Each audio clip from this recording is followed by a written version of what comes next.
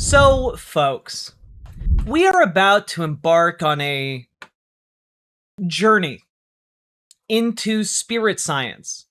Specifically, a video that Spirit Science uploaded quite a long time ago titled The Human History Movie. Now, before we begin, who is Spirit Science? What is it?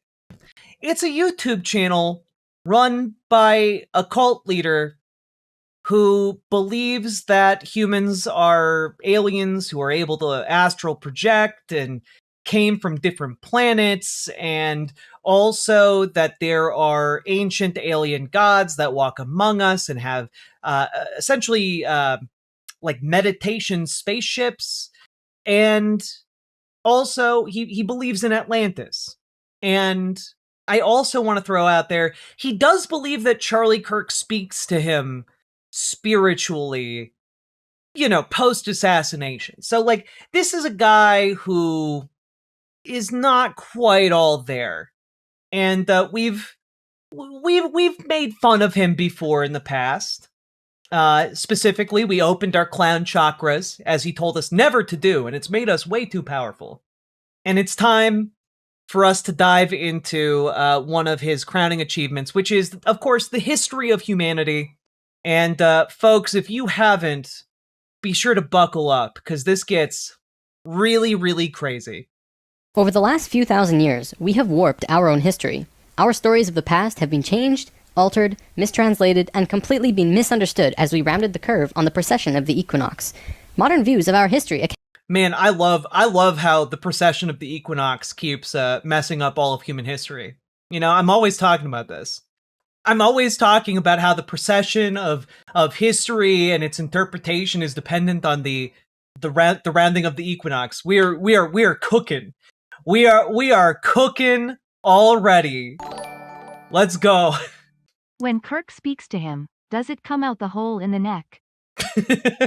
The spirits like to convey the message that you should mentally see me as Gandalf. Yeah, we need to put on our Gandalf goggles here, folks. All right? Because I want to remind all of you that I'm very proud of each and every one of you. I am very proud of the mental horsepower you have. Yeah, and you need the highest mental horsepower to keep up with this. So, clip, clop, clip. Get those horses running, folks. Count for many things, but completely dismiss many very important pieces in the puzzle. For example, the pyramids of Giza. There is no modern theory that accounts for how these could have been made. Individually, each block cannot be pulled even with 50 men pulling it, let alone... There's no way ancient people could have moved heavy blocks. Don't look at the proximity of the pyramids to the Nile, where they could have been floated from where they were quarried from. Don't look at how there are literally hieroglyphics depicting how they moved the blocks over land on logs. Nope, just ignore that. There's no way we could ever know how this happened. Drag it for hundreds of miles and then stack them on top of each other 450 feet in the air, in such a precise way that even modern technology can't achieve. Not to mention having a... Modern technology can build a pyramid. We have modern pyramids. I just can't. I can't. We literally built a fucking fishing shop into a giant glass pyramid. We did that with modern technology. I don't know who needs to know this, but we literally did that. There's the Bass Pro Shop pyramid in Memphis. God damn. Damn it, Jack. You said we weren't going to see Rossi, and we're already at the pyramid scheme. I mean, we've officially achieved Google debunkers in record time. Lined up precisely with both Orion's belt, a golden mean, and Fibonacci spiral, and be a primary nodal point of every sacred site on the planet. And that's just one example. Our history... Yeah, look, if you draw lines from every sacred site on the planet to connect them to the pyramids, then yeah, I guess all lines converge at a single point, huh? History is not what we think. Many things that we've been led to believe to be true simply is not. Yeah, the Egyptians never could have imagined the Bass Pro Shop. Oh, people are so dumb. Has got to be the biggest. The field of archaeology recently saw some monumental discoveries that are rocking the foundation of what we think we know about ourselves. Oh, no. Many ancient cities such as Babylon, Erech, and Akkad that were written about in the Bible and other ancient texts were always thought to be myths because no one could prove they existed. Then, one of them was found. This led to finding another, and then another. Inside one of these cities, archaeologists found thousands of cylindrical clay tablets hidden deep within the earth under this ancient city. The things he says, right, are so obviously untrue that like I'm struggling to keep up. Like, for example, the ancient city of Uruk was discovered in like 1849. And that's just, again, discovered by Western archaeologists. The people living around knew about this site. It just wasn't talked about in archaeological circles because they didn't know about it. They weren't talking to those people. Like the Urukai? No, Uruk is distinct. Uruk is an actual city. Tablets were completely covered in text, written in cuneiform, and tell an ancient story that spans back over hundreds of thousands of years on this planet, describing the history of the Earth and the origins of the human race. Oh, this video went up 14 years ago. This predates ChatGPT. This guy was cooking insanity all on his own, okay? In great detail. Now, the first thing we all want to do is just say that they were making things up. They didn't know the history of Earth, and they were simply creating tales to explain where they came from. Why do I have to do rude? Because I don't respect people who spread lies on purpose. Like, I don't respect people who run cults and take advantage of people so that they can, make money. I don't respect that. Ever. Also, thank you very much for the 10 gifted memberships. Stop the stupidity. Appreciate you. However, if this was true, how can we explain how they knew so many things about the universe that would seem impossible to know? Not only did the Dogons know all about the distant planets in the solar system, but so did the Sumerians. They described them all in great detail in these Sumerian records. They also knew about the precession of the equinox. That's a tough one for a historian to understand, because it takes over 2,000 years of continuous observation to actually learn that the Earth has a wobble. The Sumerians had this information from day one of their civilization. A man named Zacharias Sitchin spent a long time transcribing these texts and had put them all together in his books, but many others have also done the same, and the interpretations are always very similar. Not only that, but Thoth has also shared information about this with us, and his account— Ah, yes, Thoth. That guy. Also, who is Zacharias Sitchin? Let's take a quick look at the Wikipedia page, all right? Let's see here. Was the author of a number of books proposing an explanation for human origins involving ancient astronauts. Sitchin attributed the creation of the ancient Sumerian culture to the Anunnaki, which he claimed was a race of extraterrestrials from a planet beyond Neptune called Nibiru. He claimed that Sumerian mythology suggests that this hypothetical planet of Nibiru is in an elongated 3,600-year-long elliptical orbit around the sun. Sitchin's books have sold millions of copies worldwide and been translated into more than 25 languages. And Sitchin's ideas have been resoundingly rejected by scientists, academics, historians, and anthropologists who dismiss his work as pseudoscience and pseudohistory. And I will also point out, Sitchin's work relies upon, very specifically, Nazi archaeology. And if you aren't familiar with the work that Nazis did as it relates to archaeology, basically the Nazis sent a bunch of, experts around the world to various archaeological sites, and then those experts came back and basically said there's no way these primitive peoples could have done any of this. It must have been ancient aliens. Simplifying a bit here, but that's essentially what it was. And this all got kind of roped into the set of Nazi esoteric beliefs. So Nazi esotericism, it's a hell of a drug, and it continues to this day in the whole ancient aliens mythos, because, again, the entirety of it relies on the idea that ancient peoples weren't smart and were incapable of doing smart things that we ourselves today are capable of, which is, of course, bullshit. People in the past were incredibly smart. They just didn't have iPhones, all right? They did other things with their brains. Matches the Sumerian records. Adamus and other channelings discuss it as well. If you see— Have I heard of a YouTuber named Hyperborean Knowledge? No, but I'm going to be checking that out. Oh, thank you. I am very much looking forward to this absolute slot fest. Thank you. Appreciate you. Mythos. Can we talk about how cute Tower Red is in Moon Knight? The little ear wiggles. You know what? I haven't actually watched Moon Knight. I need to fix that. I like a lot of I like the actors in Moon Knight. I just haven't seen it. I love the character Moon Knight. Where's my money? You dumb, where Dracula? Where's my money? You dumb bitch. All of these records and sources, there is a huge connection between the stories.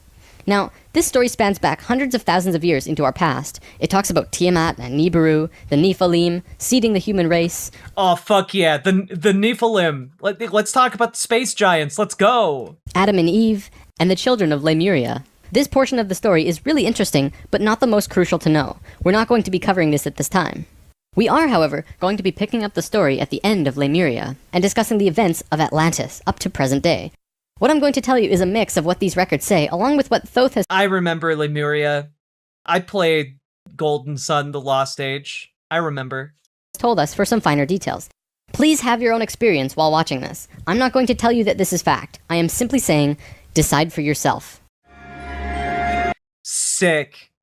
I love watching things that aren't fact, that someone is arguing is fact. It's my favorite.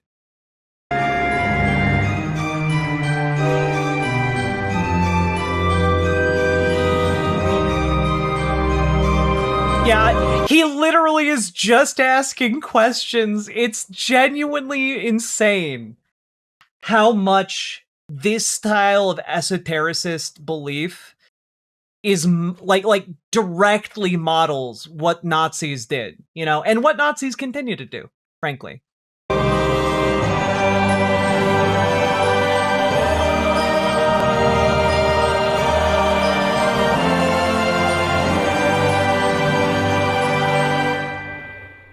There was a time, long ago, when humans existed at a very high level of consciousness. We were interdimensional, and were very psychic. We Oh man, I miss being interdimensional and very psychic. It was so cool. I could exist in 129 dimensions, and you guys would be like, what? I'm only in 3. And I could just laugh at you high dimensionally. communicated through thought and emotion, much like how animals do rather than speaking or writing, which would seem very primitive. We lived primarily on a large string of islands called Lemuria, but there was a consciousness shift. We moved up in consciousness, and the islands of Lemuria sank beneath the oceans. At the time of this shift, a new continent rose. Can we you know, one of the things I love/hate about all of this is that none of the mechanisms are explained, you know? There was a consciousness shift and all of the islands went underwater. Why? Why would that happen? Why would your consciousness shifting affect land masses? What is the mechanism here? If I think hard enough, can I sink an island? Am I gonna become too powerful if my brain thinks hard enough? Out of the waters. We called it Atlantis. Back in the early 1900s, the spiritual path of the United Oh, hell yeah. Okay, so Atlantis was formed by moving up in consciousness, sinking Lemuria in some kind of colossal cataclysm, and then Atlantis spontaneously erupted out of the ocean. Cool. All right. Totally makes sense. Yeah. States was similar to what's happening today. People began to learn about meditation and study ancient lands like Atlantis and Lemuria. We actually found quite a bit of evidence that Lemuria existed, and it had to do with coral. See, the ocean floor does rise and fall. Coral can exist up to 150 feet under the surface of the water. In 1910, the surface of the ocean was probably higher because they were able to see coral rings heading away from Easter Islands for a great distance. These rings were estimated to be found at 1,800 feet, which means that for them to have existed, they would have had to be much higher and sunk slowly. Probably more important, they also found the exact same fauna and flora from the Hawaiian Islands all the way to the Easter Islands. This is a great distance, but if you look at a map, you'll see a long string. That string, according to Thoth, used to run along the western shores of Lemuria. It couldn't... If you look at islands, you can draw a line between them. Is not an argument. You can draw a line between any islands. Also, it can very easily be explained by continental plates shifting around, clashing together. Or like volcanic activity along fault lines. I don't know, like ask literally any kind of scientist, please. But no. Just go off of the divers from 1910. I'm sure they've got some very precise measurements underwater at Easter Island. It is only on these islands that have the same flora and fauna. Same trees, bugs, bacteria, everything. Science can only explain this if there were closer land bridges between these islands at one point. No, it's very clearly explicable either by the fact that, like, there are drift species. Animals can drift through the ocean. Human beings drift through the ocean. It happens. Coconuts drift through the ocean. Although we were studying this at that time, World War I began soon after, and we lost interest in spirituality and the ancient lands for a very long time. Goddamn World War I killing spiritual inquisitions. After the sinking of Lemuria and the rising of Atlantis, at first the human race became scattered. We moved to various islands and continents all over the world because we didn't have a home. Yet, we didn't know where to go. At that time, there were about 1,000 humans at a very high consciousness, more than all of the rest. They were called the Nakals. Today, we know them as Ascended Masters. The Nakals began preparing Atlantis to be our new home. They projected their energies across the surface of the continent in the form of the Tree of Life, not with 10 circles, but with 12, an extra on top on the island of Udal, and an extra on the bottom in the water. There were 10 components on the mainland, and even though it extended over hundreds of miles on the surface, it was projected to the accuracy of a single atom. Damn, that's so accurate. Also, we knew about atoms at that particular moment in time, and we just didn't tell anybody after that. Okay. We chose to move to Atlantis because of the Kundalini. In humans, the Kundalini is often referred to as the energy serpent that runs up and down your spine. Ah, of course. The energy snake. How could we forget? When activated, it provides an immense amount of energy through all of the chakras. The Earth itself also has a Kundalini because the Earth is alive, like an organism, running from the center of the planet to a specific place on the surface. Wherever the Kundalini resides, the people there become the spiritual leaders of the world. The Earth chose Atlantis to be the new energetic center of the planet. After Atlantis, the Kundalini moved to the mountains of Tibet, which is why the Buddhists were the leaders in pure spirituality for the last 13,000 years. It was a very pure place. What does that mean? What does pure spirituality mean? It's like if you took a bunch of religious, buzzwords and mashed them all together, you get this. When did the Evangelion music start? Yeah. No kidding. It moved again within the last 10 years, but that's a story for another time. If you want to read more, check out the book The Serpent of Light by Drunvalo Melchizedek. Get in the Kundalini, Shinji. We need you in that energy serpent. If you don't get in the energy serpent right now, Shinji, everyone is gonna die. Suddenly, in a single day, the Nakals breathed life into the Tree of Life on the surface of Atlantis. This created vortexes of energy rotating out of each and every circle. Once the vortexes... Open your chakras, Shinji. But not your clown chakra. If you open your clown chakra, we all die, Shinji. Get in your Kundalini and open your chakras, but not the clown one, Shinji. ...were established, the children of Lemuria began to be called forth. Millions upon millions of Lemurians who had settled all across the planet began to be pulled... I thought there were only 1,000. Where did the millions come from? Is this did it take the Knackles 1 billion years? Also, Atlantis wasn't real. It was just Plato ***** writing Sparta because damn kids these days. I know! All of this is predicated on Plato writing about Atlantis, and Atlantis isn't a real place. It was a hypothetical. It's like if people in America, when, the shining city on a hill concept was communicated to them, started talking about how, I wonder where this shining city on a hill is in America. Where could it be? I bet it was some kind of highly advanced civilization thousands of years ago, this shining city. Where could the shining city be? It must be somewhere in the Rockies or the Appalachians. It's fucking nuts. It's just crazy.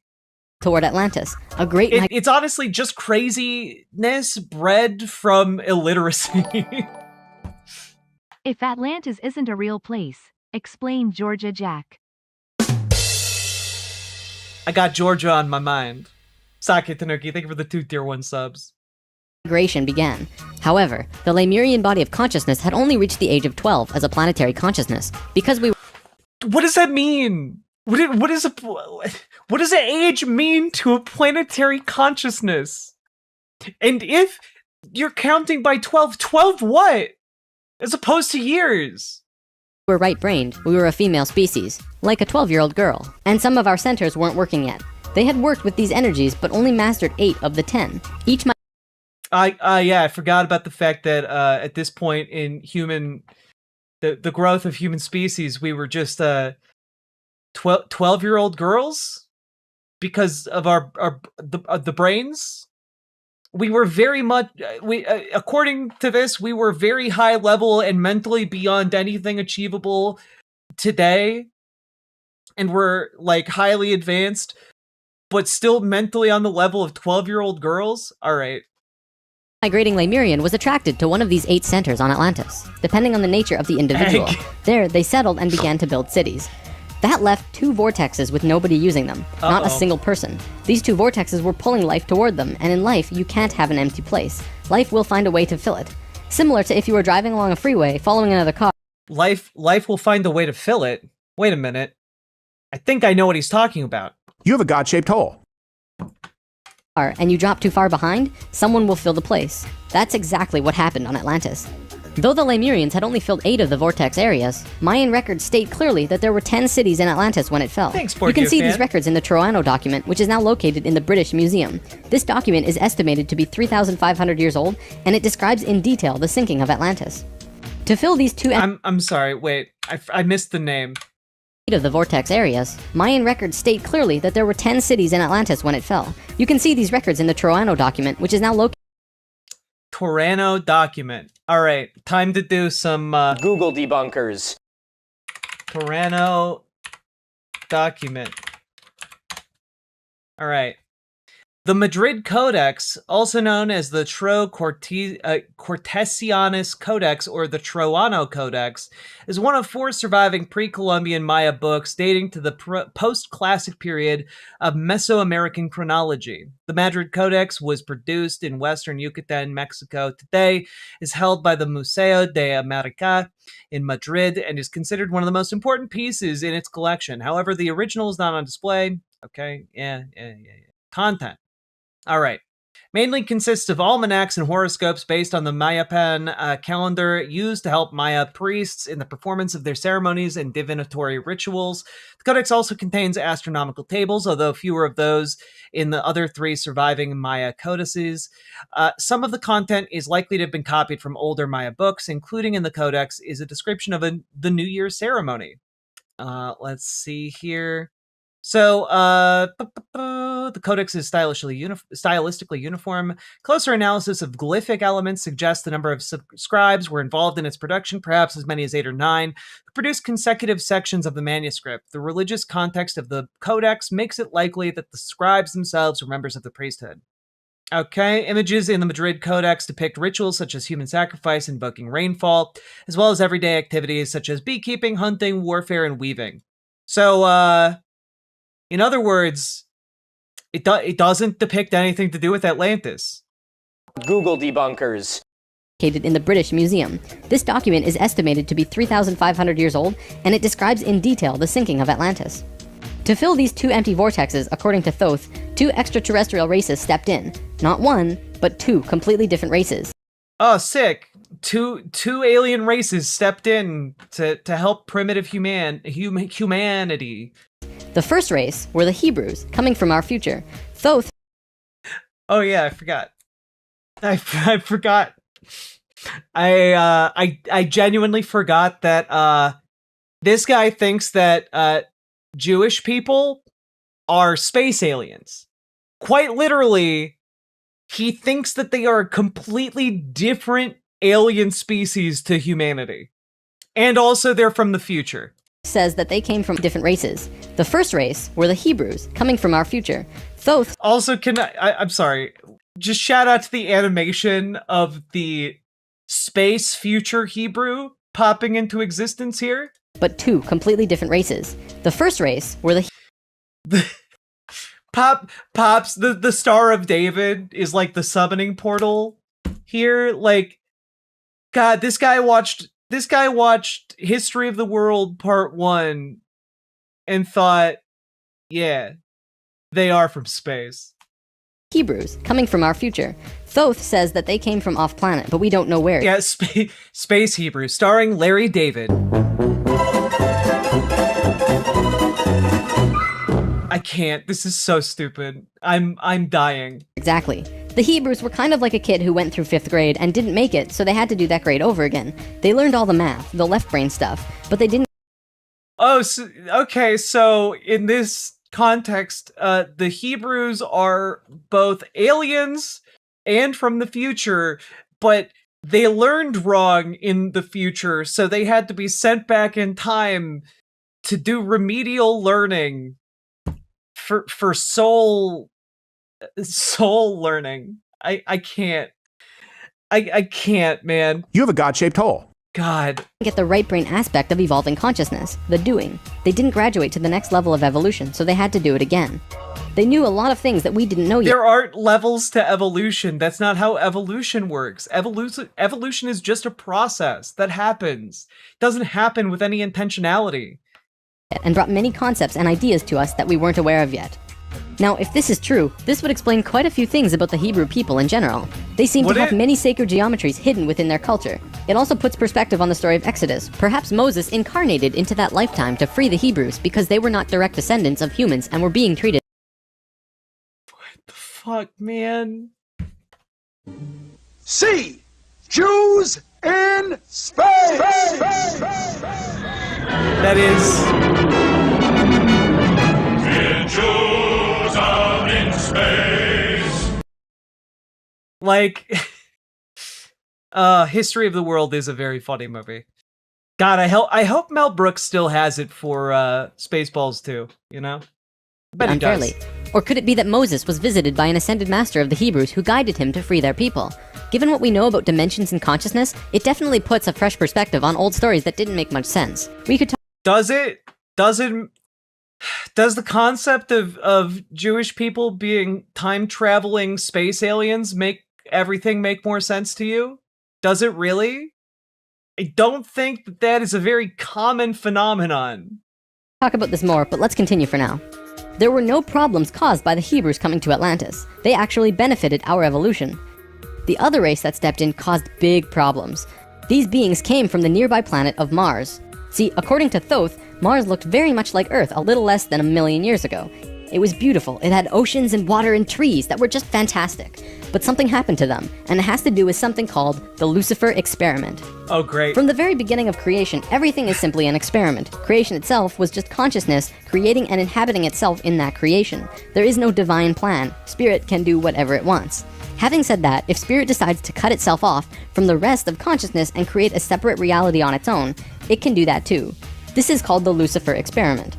Because Spirit is God, it can do this. There is nothing wrong with that. We've kind of been led to None of that made any sense whatsoever. Of course!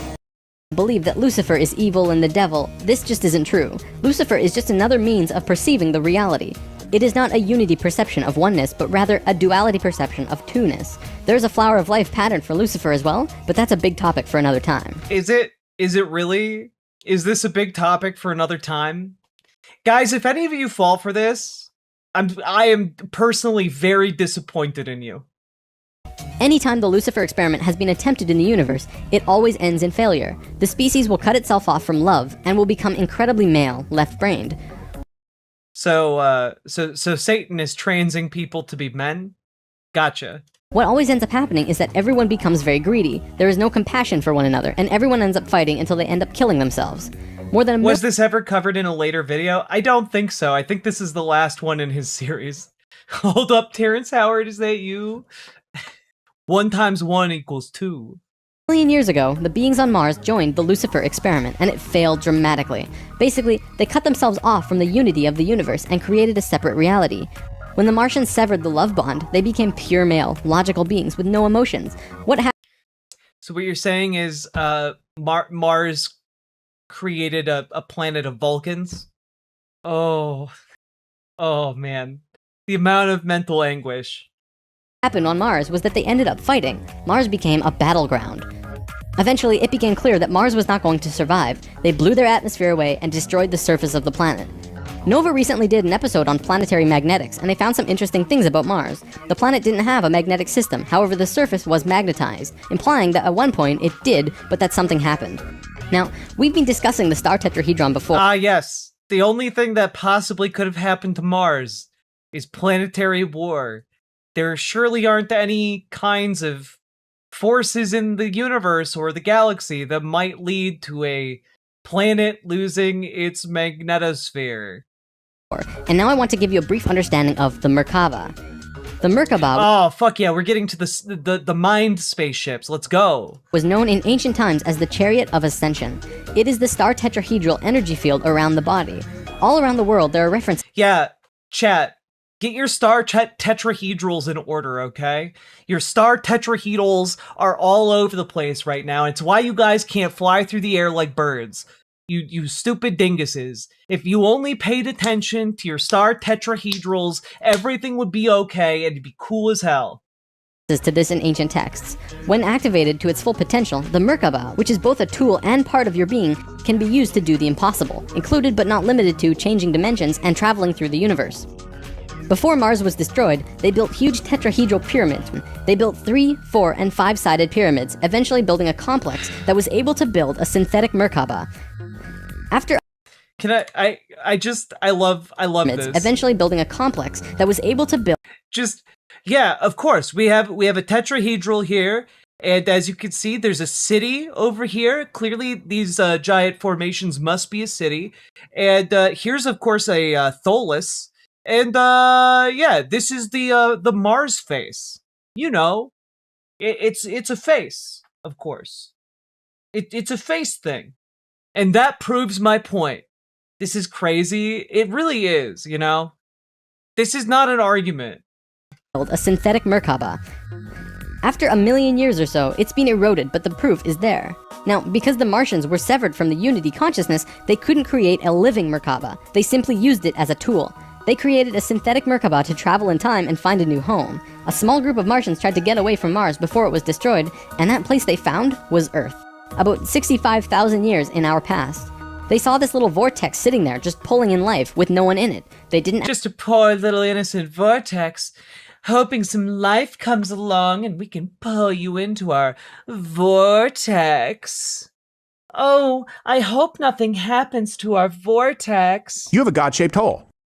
ask permission. Being part of the Lucifer experiment, they just said, alright, let's do it. And they stepped onto that vortex, and in doing so, they joined and changed our evolutionary Oh, cool. Here's the highest resolution image of the face on Mars. Oh, it doesn't really look doesn't really look like a face. Oh, okay. Thanks, NASA. path.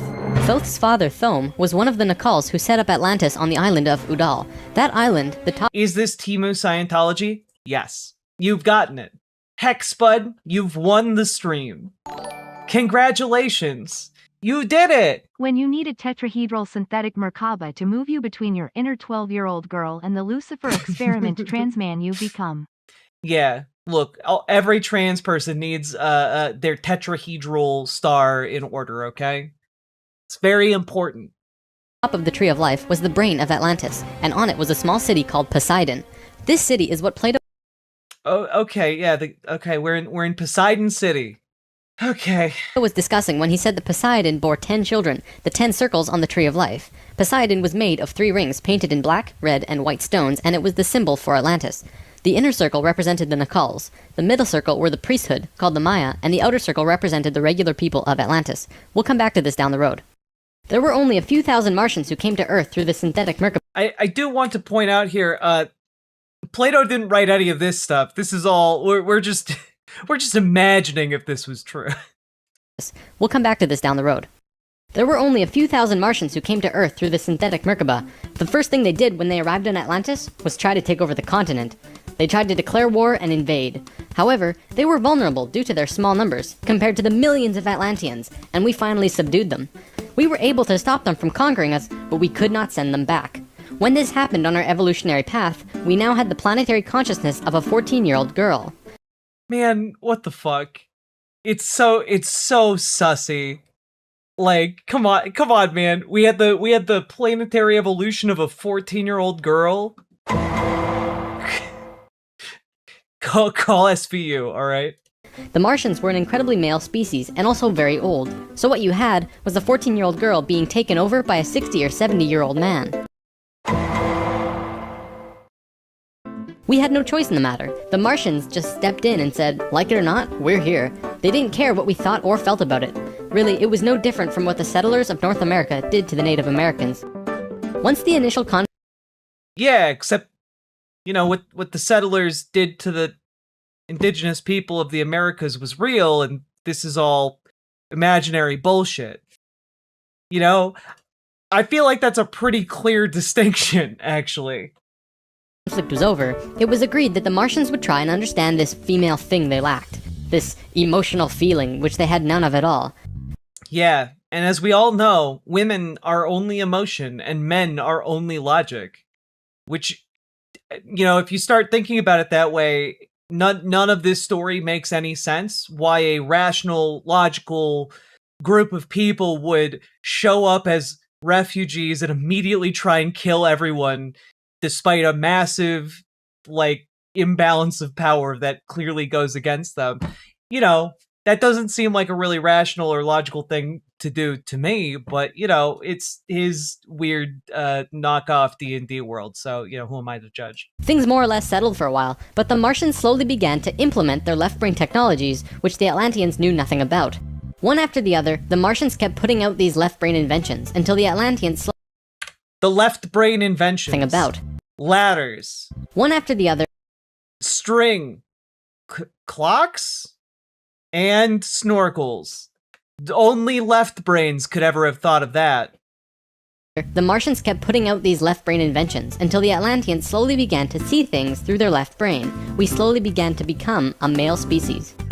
The Martians gained control, bit by bit, until eventually they had all of the power, as was their intention. The animosity between Atlanteans and the Martians never subsided, not even till the end of Atlantis. They hated each other. The Atlanteans were shoved down and treated like Periwinkle, thank you for the $10 dono. I appreciate it. inferiors. It was like a marriage that the female component didn't like, but the male component didn't really care if she liked it or not. It remained this way for a very long time, until about 26,000 years ago. I'm so lost. Okay, let me attempt to summarize, okay? So this guy is saying that the actual history of humanity is, one, and first and foremost, a secret that has been hidden by the academic establishment that tries to tell you things like human beings could build the pyramids of Giza, and that, oh, don't worry, ancient manuscripts don't talk about Atlantis. And instead, the real history of the world is that after it was created, human beings lived in a chain of islands called Lemuria, and then gained a level of consciousness so high that Lemuria sank and humanity spread across the globe. But the super smart people from Lemuria got together and created Atlantis with their high levels of consciousness. And at that point, summoned everyone back to the Atlantis in order to make the tree of life there out of spirit energy. And then that tree of life went on to attract more life. Dimensional text messages. What do? Jack, I can't get any of my spiral tetrahedrons in alignment due to all the Thetans, and El Cantara keeps sending me fourth dimensional text messages. What do? Well, clearly what you do is you find a bunch of Martians to send a message El Cantare can't refuse. Paladin Lost, thank you for the $15 dono. So, everyone came to Atlantis to build the Tree of Life out of spirit energy, but then the future space Hebrews, who are an alien race, popped into existence to live alongside the Atlanteans, and the space Martians traveled after they experimented with Lucifer, creating a new reality, traveled to Earth as refugees because they were torn apart by war and devastation. And that's where we're at now, as far as the real history of humanity, according to, spirit science. When the next phase slowly began. Before we continue, we have to talk about polar shifts. See, in the 1930s, Edgar Cayce was channeling information for a geologist. When he stopped, Yeah, also, when he says channeling information for a geologist, he doesn't mean, processing information or like going over a geologist's information to use his own expertise to like, come to different conclusions.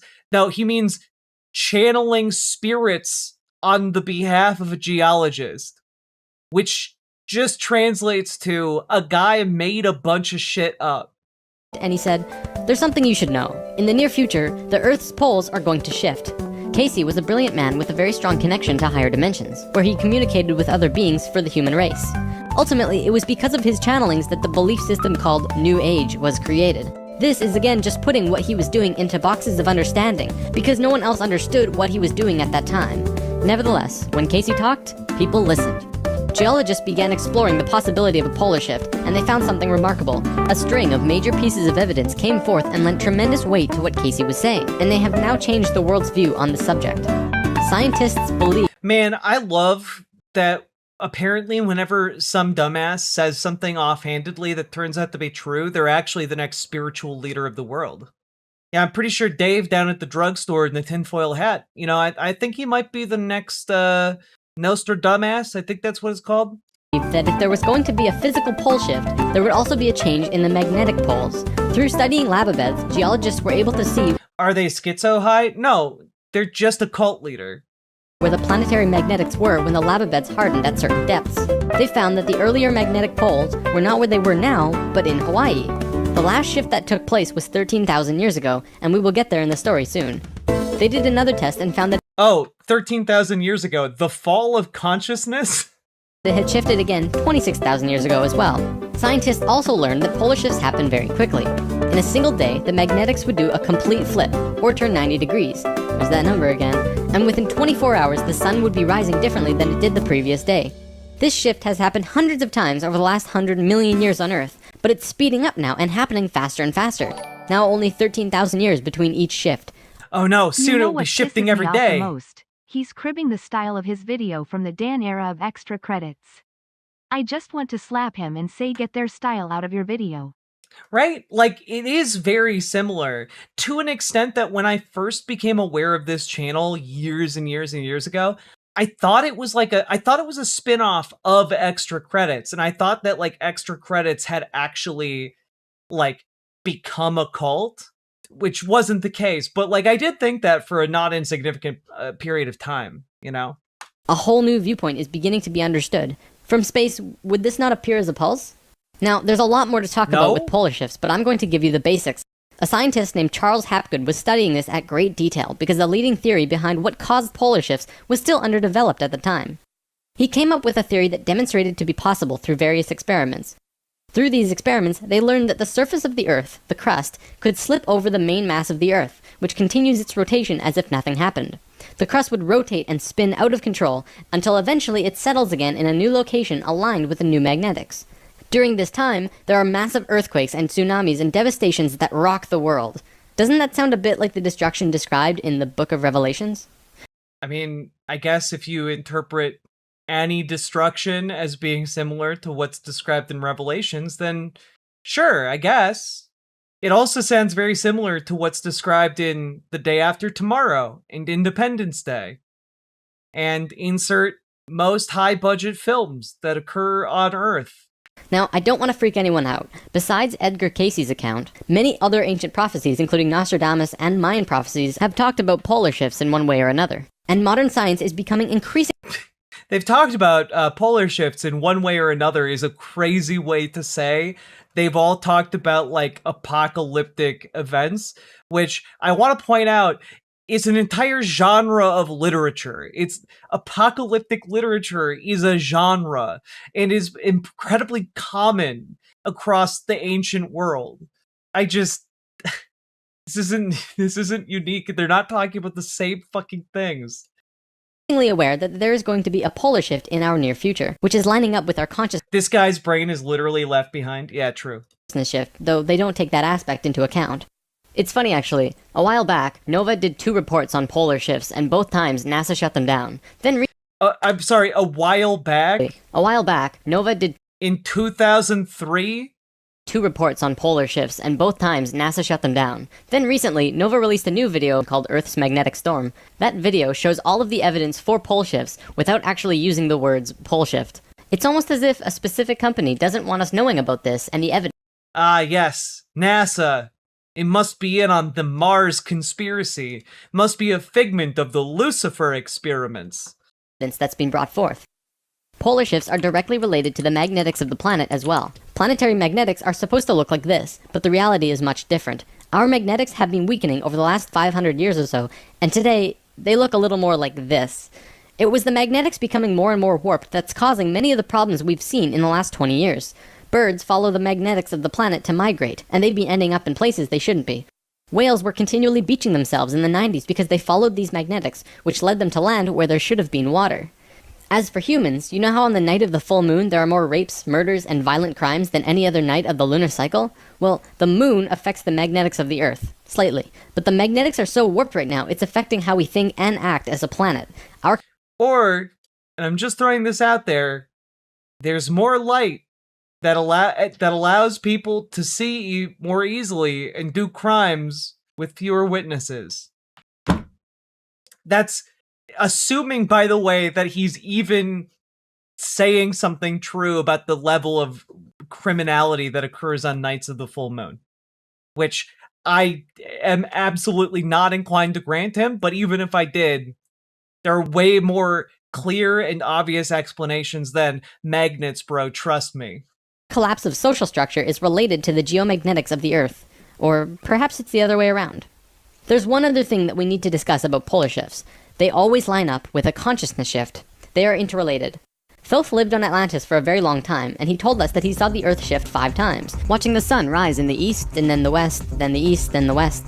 This is how to explain why during a consciousness shift at the end of Lemuria, it sank beneath the oceans and Atlantis rose. If the crust was spinning randomly around the planet, many geological events such as continents rising and falling would take place. Now that we have an understanding of polar shifts, we can continue with this drama on Atlantis. 26,000 years ago, we were Jesus Christ, this is so cooked. exactly where we were today on the precession of the equinox. We had gone through our falling asleep phase, and we were about to begin waking up. It was at this point that there was a small consciousness shift. We actually went down in consciousness, not up. A piece of Atlantis about the size of Rhode Island sank into the ocean. This caused a tremendous amount of fear within the Atlanteans, because they thought they were going to lose the whole continent, like what happened Why not just use your higher level of consciousness to bring it back? with Lemuria. Because of the consciousness shift, one of the bigger things they lost was their connection to the future. They couldn't foresee big events such as the potential sinking of their home. After about 200 years, this fear began to subside.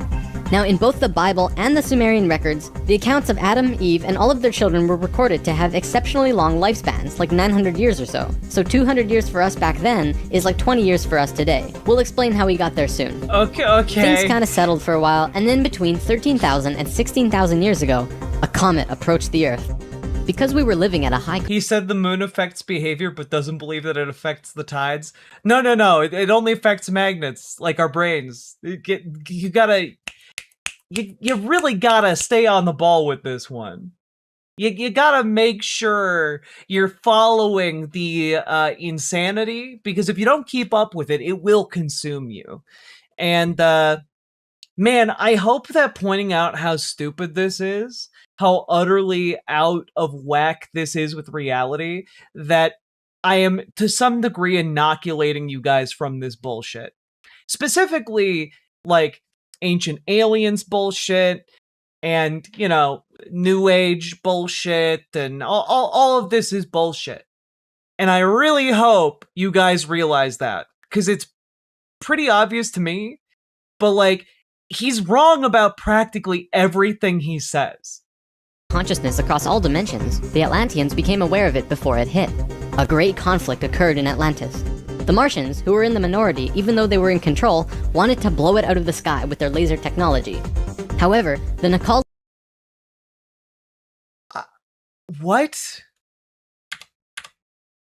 Because we were living at a high consciousness across all dimensions, the Atlanteans became aware of it before it hit. A great conflict occurred in Atlantis.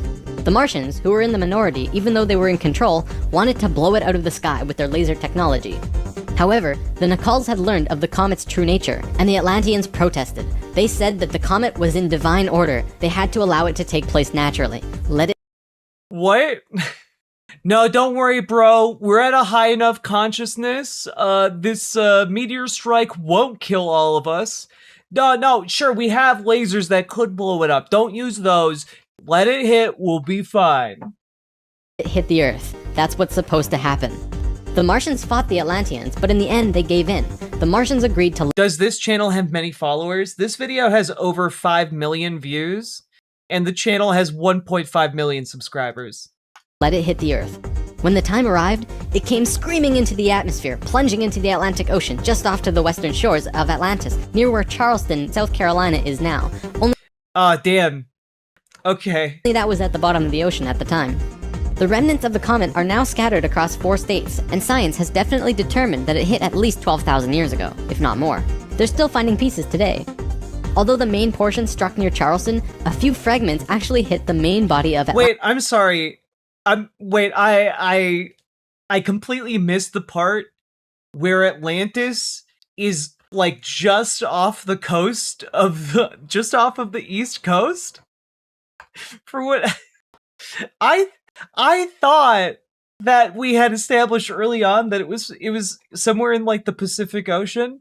But no, it's like sitting like right up on the East Coast of America. I could scuba dive that. Yeah. No, guys. Just go down there. You can find it. It's right there. Atlantis, crashing into an area right where the Martians were living, killing a huge portion of their population. They were pissed.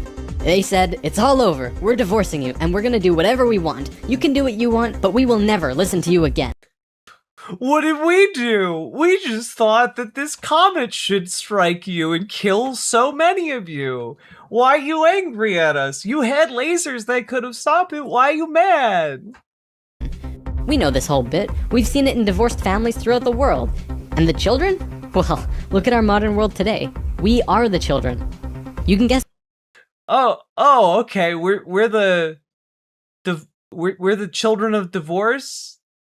And will never be okay because children from divorced families are never okay? That's insane. Sometimes, like, divorce is good. Like, sometimes children come out stronger because they have now 2 loving families instead of just 1. We are the children of divorced aliens? Yeah, according to this guy. That's what the Martians did next. Their primary interface with the reality was control, and when their anger rose to meet their desire for control, they decided to take over the Earth. They began to once again create a complex Those damn Martians always trying to take over the Earth. like the one they built on Mars long ago to try and create another synthetic Merkaba. If they had succeeded, they would have gained control over everything on the planet. The only thing was, around 50,000 Earth years had passed since they had built a Merkaba, and they didn't quite remember how to do it. Ha, chumps. Martians forgetting how to make a synthetic Merkaba. Chumps. But they thought they did. The Martians built The Star of David was not expected.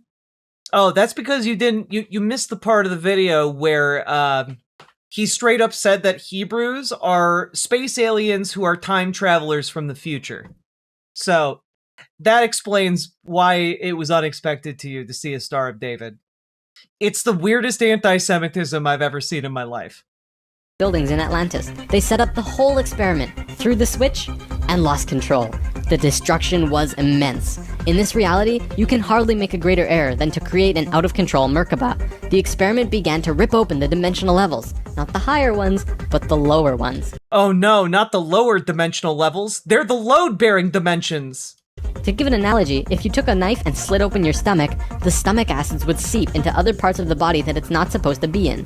That's like ripping open the dimensions. The Martians almost destroyed the Earth. The environmental disaster we are experiencing today is nothing in comparison. Though today's disasters are— Wait, where have the Hebrews been during all this? They were able to peacefully merge with the Atlanteans. Though I imagine they're doing something in the background of all of this? I don't know. a direct result of these events. Because of this tear in the dimensional levels, a huge number of lower dimensional spirits and beings were thrown out of their comfort zone and into these higher levels. They were forced into a world that they did not know or understand. To survive, they needed bodies, and began automatically entering into the bodies of people. Oh no, not Thetans! For every human body, there were hundreds of lower dimensional spirits inhabiting them. These beings were Earthlings, like us, but very different, not coming from this dimension. It was a catastrophe, probably the biggest the Earth has ever seen. The reason the Nacals were special wasn't just because of their incredibly high consciousness, making them like guides of Atlantis. They also had achieved what today we call immortality. Let's just say they figured out a way to keep their body... Okay, but why did you even animate your guy also doing air quotes? Like, you animated air quotes in there. Why are you air quoting immortality in your own fictional story? Healthy and young for as long as they chose, and could choose to pass on whenever they desired it. Is this satire? No, this is an actual cult. When reincarnating, they do not suffer the great memory loss that we do when we incarnate. They did it through their expanded consciousness and tantric interdimensional sex meditations. Oh. Who hasn't had a tantric metaphysical sex meditation? Explains a lot, actually. It all makes sense now. This is how Thoth was a priest king of Atlantis for thousands of years, and stayed on Earth until 15 years ago when he gave all of his memories and understanding about sacred geometry to a man named Drunvalo Melchizedek. The Merkaba is formed out of 3 star tetrahedrons overlaid on top of each other. 2 of them are counter-rotating and the third is stationary. When the Merkaba is formed with the unity consciousness, it is formed internally with love. When it is formed externally through the Lucifer experiment, it does not have that love, and can become unstable very quickly. The Martians' attempt at controlling the world took place on one of the small islands in the west of Atlantis. This place today is known as the Bermuda Triangle. It's a triangle— Oh shit! Oh shit, chat! Atlantis is the Bermuda Triangle! Oh, it all makes sense now! It makes sense, the pieces are falling into place! because the top of the stationary tetrahedron of the Merkaba is actually sticking out of the water there, which causes a huge electromagnetic imbalance in that area. Many planes and boats have— Damn, okay, so Atlantis began the work of creating a spiritual tetrahedron, and one of the points of the Merkaba comes out of the water. This year has been hard for me because my GM8 passed back in June and it's been a struggle, so thanks. Oh, I'm sorry to hear that, Kazooie, but thank you for being a member for 15 months, and I'm glad that silly debunking streams like this can help. The big god-shaped hole. Yeah, the biggest god-shaped hole. The Bermuda Triangle, which is a god-shaped triangle, but it's close enough to a god-shaped hole. You have a god-shaped hole. reported to have gone missing there. They just vanished without a trace. The imbalance is multidimensional, and in many cases, these ships and planes have been sucked into different dimensions, never to be seen again. That Merkaba is still there on the seafloor today, but from what I know, it's going to be corrected soon. The Nacals did their best to save Atlantis. They sent most of the lower dimensional beings back, at least as many as they could, and sealed up the dimensional tear. Despite this, the situation got really bad, really fast. All of the economic systems collapsed. Financial, social, and all concepts of how life ought to be completely broke down. Everyone on Atlantis began getting sick with weird diseases, and the entire continent went into a state of survival. Life was no longer about living. It became about surviving until tomorrow. It was a literal hell on Earth. The Nacals had those goddamn Lucifer experiments. No idea what to do. They were children compared to the events that had been thrust upon them. So, they prayed. They prayed to the highest levels of conscious life in the universe, asking for help from anyone who could hear them. The problem was reviewed on many high levels of life, who I am drawing as the Justice League because the 11th and 12th dimensions are completely incomprehensible to us in our current state. What they told us was this. Yes, the 11th and 12th level Justice League. Okay, dude. We were going to fall. We were going to hit rock bottom, level 1, the lowest place we possibly could be in the universe and still survive. Also, we were changing polarity. We were no longer a female species, so we were starting from square one as a male species. And finally, and this was the shocker, we would only have 13,000 years to return to Christ consciousness. Normally, it takes hundreds of thousands of years for a species to get to Christ consciousness. We had to do it in a fraction of the time. If we didn't, we would not survive. This has never happened before in the universe, ever. We're super special. We can do it, chat. We can achieve Christ consciousness. Thoth, who was the priest king of Atlantis at the time, learned that they would have to perform this experiment on themselves. They received instructions from the highest levels of life and they went on their way. Thoth proceeded with a being named Ra and Aragat, who were previous kings of Atlantis, and began the experiment. To understand what they did, we have to talk about consciousness grids. A planetary— Okay, yeah. The consciousness grid. It's like the internet, but with your brain. Okay. The grid is an etheric crystalline structure that envelops the planet and holds the consciousness. Is this real? Yeah. I mean, all of this information is garbage. Like, this is all, like, cult gibberish. But, like, the person making it is a cult leader who does exploit members of the cult who believe this for real. Of any one species of life. This grid does have an electromagnetic component associated with the third dimension, but it also has a component for every dimension as well. These grids are geometric, of course, and science will eventually discover that there is a grid for every species in the world. Each of these grids have their own geometry and are unique. There's not another one like it, just as the species itself are unique. These grids give off light as well, and from space they can be seen as the source of the bluish glow around the Earth. That's the fucking atmosphere. What do you... What Thoth and friends had to do was create a synthetic Christ consciousness grid. Oh, that's sad. Yeah, the comments are pretty sad. You know? I don't know. The oldest comments on this video from, like, people who actually believe it, it is really sad. Allowing humans to ascend to the Christ consciousness. Like, luckily, this has been around for long enough that a lot of people have been, like, have discovered it and been like, this is clearly a cult. Please stop believing this. But even so, a not insignificant number of people did believe this shit. Consciousness in a very short time. But first, let's talk about the science behind the grid. Perhaps you've heard of the 100th monkey experiment. Over a span of 30 years, scientists were researching a species of monkey called macaca fuscata on an island in Japan. They were providing the monkeys with sweet potatoes by dropping them in the sand. The monkeys liked sweet potatoes, but they didn't like the sand and dirt so much. A few monkey children figured out that they could wash their sweet potatoes, and some of them taught the technique to their parents. Only a few of the adult monkeys did this though. This went on for some time until one day the monkeys who actually knew the technique hit critical mass. And bingo! The technique started spreading faster than it did before. Monkeys started learning it really easily across all of the Japanese islands nearby as well as on the mainland. They knew that there had to be something that wasn't yet understood about how a species is connected to itself. So what did we do? We tried it on. The animation is familiar. Did they copy it from someone else? Yeah, we were talking about this earlier. Very reminiscent of Extra Credits. On humans. Our research team made a picture out of human faces. About 100 faces hidden within a single picture, but at first glance, you could only see about 6 or 7. They did several surveys with a few hundred people in Australia and said, alright, find the faces. Most people could only pick out 6, 7, 8, 9 or so, not many more. After that, the research team went to Britain and aired the picture on a closed cable BBC special that was shown only in England. They showed where all of the faces were, every last one. Half of the research team, which stayed in Australia, did the experiment again with new subjects. And lo and behold, people were just naturally able to see more faces. After this experiment... Yeah, there's no way there could be other explanations for that. Like, I don't know. It's almost like if you look up any of these things, they're very easy to debunk. And I have debunked this before, and it's just... different groups of people are going to guess different numbers of faces or try and identify different numbers of faces. It's not a constant how many faces are going to be guessed. And the variable that determines how many faces is in no way related to what is shown to a bunch of British people. They knew that something definitely connects us all, and the field of noetics is learning more about it daily. It's mass consciousness. In lesson 11, I showed... I'm sorry, the field of Dianetics? And the field of noetics is learning more about it daily. Noetics, sorry. It's mass consciousness. In lesson 11, I showed you the 3 levels of consciousness. Each of these levels have their own consciousness grids around the planet, and our second level grid is based on squares and triangles. Many governments of the world, especially the Russian and US governments, were studying our grids back in the 60s and probably earlier.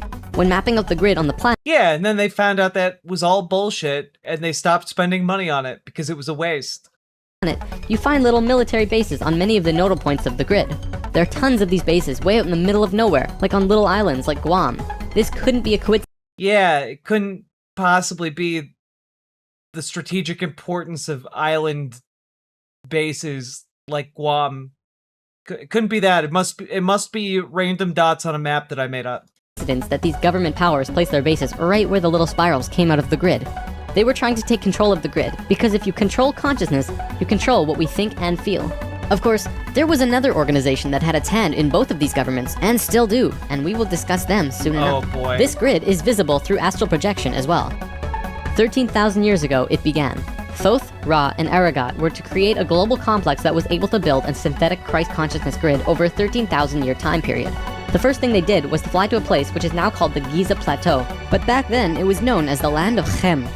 It was also a rainforest back then as well, not desert like it is today. First, they created a grid around the planet fourth dimensionally, and then began to construct it in the physical. They created it very fourth dimensionally. Don't worry, guys. If you haven't seen the grid, it's because it exists in the fourth dimension. Third dimension. They went to the male energetic axis of the Earth and constructed a complex which today is called the Solar Cross. These men were sixth-dimensional beings at that time and were living at a very high level of consciousness, so whatever they thought happened instantly. It was that simple. According to Thoth, he built the Great Pyramid, not the Egyptian king Cheops. Noetics is Dan Brown shit. That makes a whole lot of sense. I am Aragat, son of Arathot. And I demand to be carnal. You want to feel like that man can't control himself because of this carnal, just unbridled attraction to you that he can't keep his hands off of you. Thoth says that it was built 200 years prior to the pole shift and built very quickly. These pyramids were aligned precisely with both Fibonacci and golden mean spirals emanating from out of the solar cross. They're not. Interestingly enough, Edgar Cayce also channeled that the pyramids were constructed in this time. The pyramids were also found to be built from the top down. The stones on top were placed first, which has baffled researchers ever since. Every time more is learned about the pyramids, we move further into dark on understanding how they were formed. If what Thoth says is true, well, that explains everything. From there, Thoth and friends constructed an entire network. Who the fuck is Thoth? Thoth is like one of the most powerful Atlanteans. Of temples and structures along this grid fourth dimensionally, placing them on nodes on the new synthetic Christ consciousness grid they were creating. All of them were made with Fibonacci or golden mean spirals, and all of them were mathematically referred back to the solar cross in Egypt through the Great Pyramid.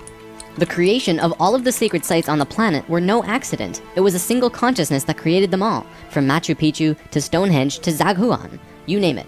I'm still really hung up on the idea he threw out there of the pyramids being built from the top. Like, obviously that's not true, but that's such a wildly, obviously untrue thing to say. Like, what could you possibly be thinking to justify This that? just in: Microsoft is the worst. Trying to activate Windows is the worst. Doing anything ever through Microsoft is the worst. Thanks for the content, Jack. You're very welcome, Nathan. I'm sorry you're struggling to activate Windows. Windows has gotten progressively worse over time, especially with all the AI slop in it these days. A few exceptions, but most were created by a single awareness as part of a unity consciousness grid. Although the Great Pyramid was done all at once, many of these ancient structures of the world were made fourth dimensionally and slowly dropped in frequency until they manifested on the third dimension over a long period of time. Richard Hoagland's research brings this forward, but he wasn't the first either. Oh, wait a minute. Third dimension over a long period of time. Richard Hoagland. Look, it's the Mars face. You know, the Mars face that we already debunked by showing, like, the highest resolution image from NASA of it, and it looks nothing like a face. Cool. Hoagland's research brings this forward, but he wasn't the first either. They showed how one sacred site is extrapolated from another to another to another. A hot topic of discussion right now are ley lines. These are simply geometric relations between sacred sites. Archaeologists are now finding these huge connections between major spiritual sites in the globe, and now we know why they're connected. They're not. This is just pattern recognition gone awry. The same way it goes awry when people delve into numerology, the same way pattern recognition goes absolutely haywire when looking at, like, different associations between numbers or words or phrases. You see this a lot in, like, fundamentalist Christian circles, by the way, where people are like, it happened 6 times, and as we know, on the 7th day he rested, but 6 is the number of days that lead up to the rest day, and if you divide that by 2 you get 3, and what else is 3? The Holy Trinity. Like, and then it just goes like that for like 2 hours, you know? We got a real Pepe Sylvia on our hands here. These sites had to be built physically so that the Christ consciousness grid could manifest. In a way, think of the physical sites as the wiring of a giant wireless electrical system, and then it needs about 13,000 years of continuous energy flow for it to actually. On a map, you can make anything look like anything. True, Nathan. You can even draw like a giant dick on a map, and you can make. Look at that! You drew a dick on the map. Now there's just a giant penis there, just a giant world penis, which happens when the Earth age hits 18. Also, have I seen the channel Mind Unveiled? I have not. You're a male, happy to break it to you? Man, I've never heard that one before. Thank you. Really turn on. It'll really change my life. I think I'll turn some things around. You know, start taking some testosterone, grow a beard, dick down your mom. You know, live out my real best life. And just so that you're not left in suspense, yes, the grid was completed. It came to life and is now active, though not really used. Congratulations, Earth. We actually survived. Not only has Thoth told us this in person, but he's also written it down in the Emerald Tablets. These tablets were left in the Great Pyramid thousands of years ago. There are 12 tablets in total, formed Oh yeah, the super special tablets. You can tell because they're written in emerald. from a substance created through alchemical transmutation. They are imperishable, resistant to all elements and corrosion. Their atomic As we all know, emeralds resist all corrosion. And structure is fixed in place, and no change can ever take place. yeah, though emeralds totally can't be changed ever. In that respect, they violate the material laws of ionization. These tablets share a great wisdom, and you can read them at over 100 different levels of consciousness, and you will always Whoa, 100 whole levels of consciousness? How many dimensions are we talking? understand them differently. If you're interested in this stuff, you should definitely consider reading them. As you can probably tell, Thoth plays a pretty large role in what happened. Most of this information comes from him. Thoth also provided most of this information about the Flower of Life and its geometric relationship to consciousness with us. And I'm on level 99 of consciousness. I'm on level 420 of consciousness. It's great. this stuff is tied intimately to the geometry of the universe. Considering the quality and quantity of information that he has shared, it makes you really start considering that this next part can be true. The Great Pyramid has a legendary missing capstone. According to the Emerald Tablets, deep under the Great Pyramid there's a room called the Hall of Records. This room was not built by Thoth and long predates the Atlantean civilization. Within the Hall of Records, How? In what like by whomst? Whomst predated the in your story you got the Lemurians. Did the Lemurians build it? is the capstone of the pyramid, which is 5.5 inches high, solid gold, and completely holographic image of the Great Pyramid. It has all of the little rooms and everything. However, this leaves us with a 24 square foot piece of the Great Pyramid that's missing. If what Thoth says is true, that missing piece actually belongs to a very special airship that exists on Earth. And the way to the airship is through the Sphinx. The Sphinx, according to Thoth, is not 12,000 years old, but dates back over 5.5 million years on Earth. Deep under the Sphinx, about 1 mile down, is a what happened to the top of the pyramids? They were stolen? They were stolen and taken? It's not there's a lot of archaeological work on this. Like a lot of the outer blocks were taken over the course of thousands of years to be used in other types of projects. God. Round room with a flat floor and flat ceiling. Inside this room is the oldest synthetic object on Earth. The object is about 2 city blocks in size. It's round like a disc and has a flat bottom and— Is this person clinically insane? Might be part of it, and the other part of it is that he runs a cult. Top. It is also only about 3 atoms thick, except for a pattern on the top and bottom which looks like this. This pattern is 5 atoms thick. Thoth says that it's powered by consciousness, thoughts, and feelings, and connects with your own living Merkaba, which means that it becomes an extension of you and your own energy fields. The ship is also intimately connected with the spirit of the Earth, and is the protector for the whole planet. What? Like, the tops of the pyramids were just, like, gold-plated, or sometimes were, like, of a high-quality stone with engravings. Like, they weren't magic. Thoth built the pyramid the way he did to fit with the ship. When on top of the Great Pyramid, it creates this image. Oh, hell nah, they circumcised my pyramid. Oh, I'm sorry, Dragonfly. From above. The disc ship has a circumference equal to the perimeter of the Great Pyramid. As we discussed in Lesson 11, whenever that ratio appears, life occurs. This ship can only be used by the purest of souls. See, whenever we approach the point in the precession of the equinox— Okay, but what if you're a dick and you use it? What happens? If you're just a real piece of shit and you use the ship, what happens? Occupation. Stand-up philosopher. What? Stand-up philosopher. I coalesce the vapor of human experience into a viable and logical comprehension. Oh, a bullshit artist. where our poles do these shifts, That we is become very how this vulnerable. be. Things often degenerate, and while things become chaotic, there are often other species who wish to take us over. This has always happened, not just with us, but with all evolving consciousness. Every time a takeover seems imminent, a very pure person will find their way to the ship and raise it into the air. The Earth and Sun will connect with that person and give him or her great power. So in a time of crisis, Goku happens, and Goku fights the aliens, and then we're safe. Yeah, okay, this was... alright. Then, whatever that person thinks and feels will happen. And think about it. If consciousness is Whatever that person thinks and feels will happen? Alright. the primary core component of the entire planet, does it not make sense that it would have its own defense mechanism? This defense No, it doesn't make any sense. It doesn't make any sense at all. is an airship that plugs into the Earth and the Sun, allowing the Earth to have protection. Our takeover event actually already happened, the same year the Christ grid was activated. The year was The Christ grid in 1989. Oh no, okay. 1989, and we were having some troubles with the Greys, a race Oh, okay. Yeah, that time, everyone remembers that in 1989 when we were being invaded by the gray aliens. of ETs who were slowly plotting takeover due to a previous scuffle we were having. A very pure woman in Peru Not made the gonna essential lie, B. Arthur and Mel Brooks are the platonic ideal of a comedic married couple. That's true. process into the Christ consciousness grid and found the ship.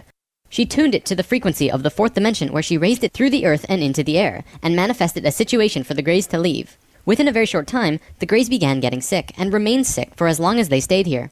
They have been forced to leave for now, and we are once again safe. The ship is a warship in that whatever race is trying to take over, the person will just think them away. Think up a situation. Okay, so apparently there was an alien invasion in 1989 that was almost successful, but then a woman in Peru said, "Not today, aliens," and summoned the spaceship that didn't attack them or get rid of them immediately. It just War of the Worlds them and made them sick, and then they left. Okay, alright. Thanks, anonymous lady from Peru. And force them to leave. Returning to the events on Atlantis, after completing the complex in Egypt, Thoth and pals And who was that hero? I'll never tell. returned to Atlantis where they waited for about 200 years until that critical point on the precession of the equinox where the poles would shift. They knew that Atlantis would sink and they would be ready. Previously on Thoth and Pals. Thoth, the poles are shifting. Oh, the pole shift? Yeah, whoa, what's wrong with your eyes? I don't know. When Thoth first saw signs of the polar What the fuck was that? Why do we have... Okay, alright. Yeah, no, that's fine. shift, they returned to the land of Chem and raised the warship into the sky. They went to Atlantis and picked up the Nakals. The Nakals weren't just passengers though, and each and every being was working in unity to create a very powerful Merkaba around themselves and the ship. They returned to the Great Pyramid and landed the ship on top, forming the phi ratio with the I'm sorry, the top of the pyramid is a landing pad? Also, this shape in no way resembles this symbol. pyramid. And then, it happened. The poles began to shift, and human consciousness began to plummet. Simultaneously, the electromagnetic and magnetic fields of the Earth collapsed, and all life on the planet went into the Great Void, the 3.5 days of absolute blackness described by many ancient cultures in the world. What? The Emerald Tablets say that whenever we go through a polar shift, we go through a void space as What? If we snapped out of existence around the sun for 3 days, the entire planet would be destroyed. we change our frequencies for about 3.5 days. This is also in the Troano document, depicted by 3.5 stones painted black. This refers to a time when we go through what science calls the electromagnetic null zone. The Troano document doesn't talk about this. During the pole shift, a phenomenon takes place where everything just seems to disappear for a certain time. Usually it's between 2 to 4 days, and the last time it was 3.5 days. Here's where it gets interesting. What happens to us does not usually happen to a normal species, because most advanced species will have their Merkabas handy at the time of the shift. We didn't, due to our little crisis, and we got sucked into the void space without protection. This resulted in us losing our memories. Science realizes that all of our memories are connected through cells in our brains as well as fields around our heads. What is not entirely understood I don't think that's true whatsoever. by science yet, at least not directly, is the connection our memories have with the planet itself. We've discussed this before. The magnetics of the Earth affect how we think and act. The Merkaba is an electromagnetic field. No, they don't. He's maybe 2 minutes away from saying something like magnetism is made out of your memories. You know, he's like 2 seconds away from trying to make a claim like that, and if that happens, I'm done. I'm out. I can't. That you create around your body that can serve as protection from void as you're consciously going through it. What happened to us when we didn't have that protection? It was a clean wipe. When we existed on Atlantis, we were living at a very high level of consciousness in a higher dimension. We had extremely advanced and sophisticated bodies and minds, and were capable of practically anything, living in a dimension where molecules were spaced so far apart that consciousness could interact with them without physically moving. What the fuck are you talking about? It's hard to explain because you can literally shape your environment immediately through your consciousness in these higher frequencies. In that sense, we were creators, knowing and understanding oneness, beings of love. But then we fell. We dropped back down to this place. Okay, just... And understanding oneness, beings of love. But then we fell. This is not how human evolution works, or any evolution works. We dropped back down to this place called the third dimension. We also fell in consciousness back to zero. We forgot how to use the pineal gland, and it slowly shrunk to the size it is now, like a raisin, where it's Oh, that's right. The pineal gland calcifies, and that's what closes our third eye. Yep. Okay. All right. I'm familiar with this one. We're back in familiar territory here, folks. Supposed to be eyeball size. When this happened, we forgot how to breathe source energy into our bodies, and our lifespans went kaput. Eventually, source energy? No explanation on that one? Okay, cool. Actually, we went from 900 years to what it is today. We had not experienced this dense reality that we had before, at least for a very long time. We were kind of like a super... This isn't even how Dragon Ball evolution worked. It's true. Dragon Ball evolution was more coherent, and that's saying something. Ah, yes, I've played Divinity Original Sin 2. Oh, God. Computer that gets completely wiped. No operating system or anything. We have these advanced physical bodies, but we didn't know how to use them. Wait, what is the pineal gland? The pineal gland is like part of your hormonal system, like your endocrine system, and exudes some different hormones into your body. You know, things like melatonin, other stuff like that. Yeah, it's also responsible for your desire to eat paninis. This is why today we are so physically advanced compared to pretty much all the other animals in this third dimension. What the fuck does that mean? We're more physically advanced? That's not how evolution works. It's not tiered like that.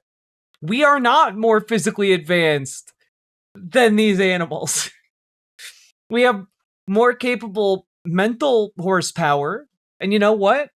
I wanted to remind everyone, I am very proud of the mental horsepower you have. You're all doing great, baby girls and guys.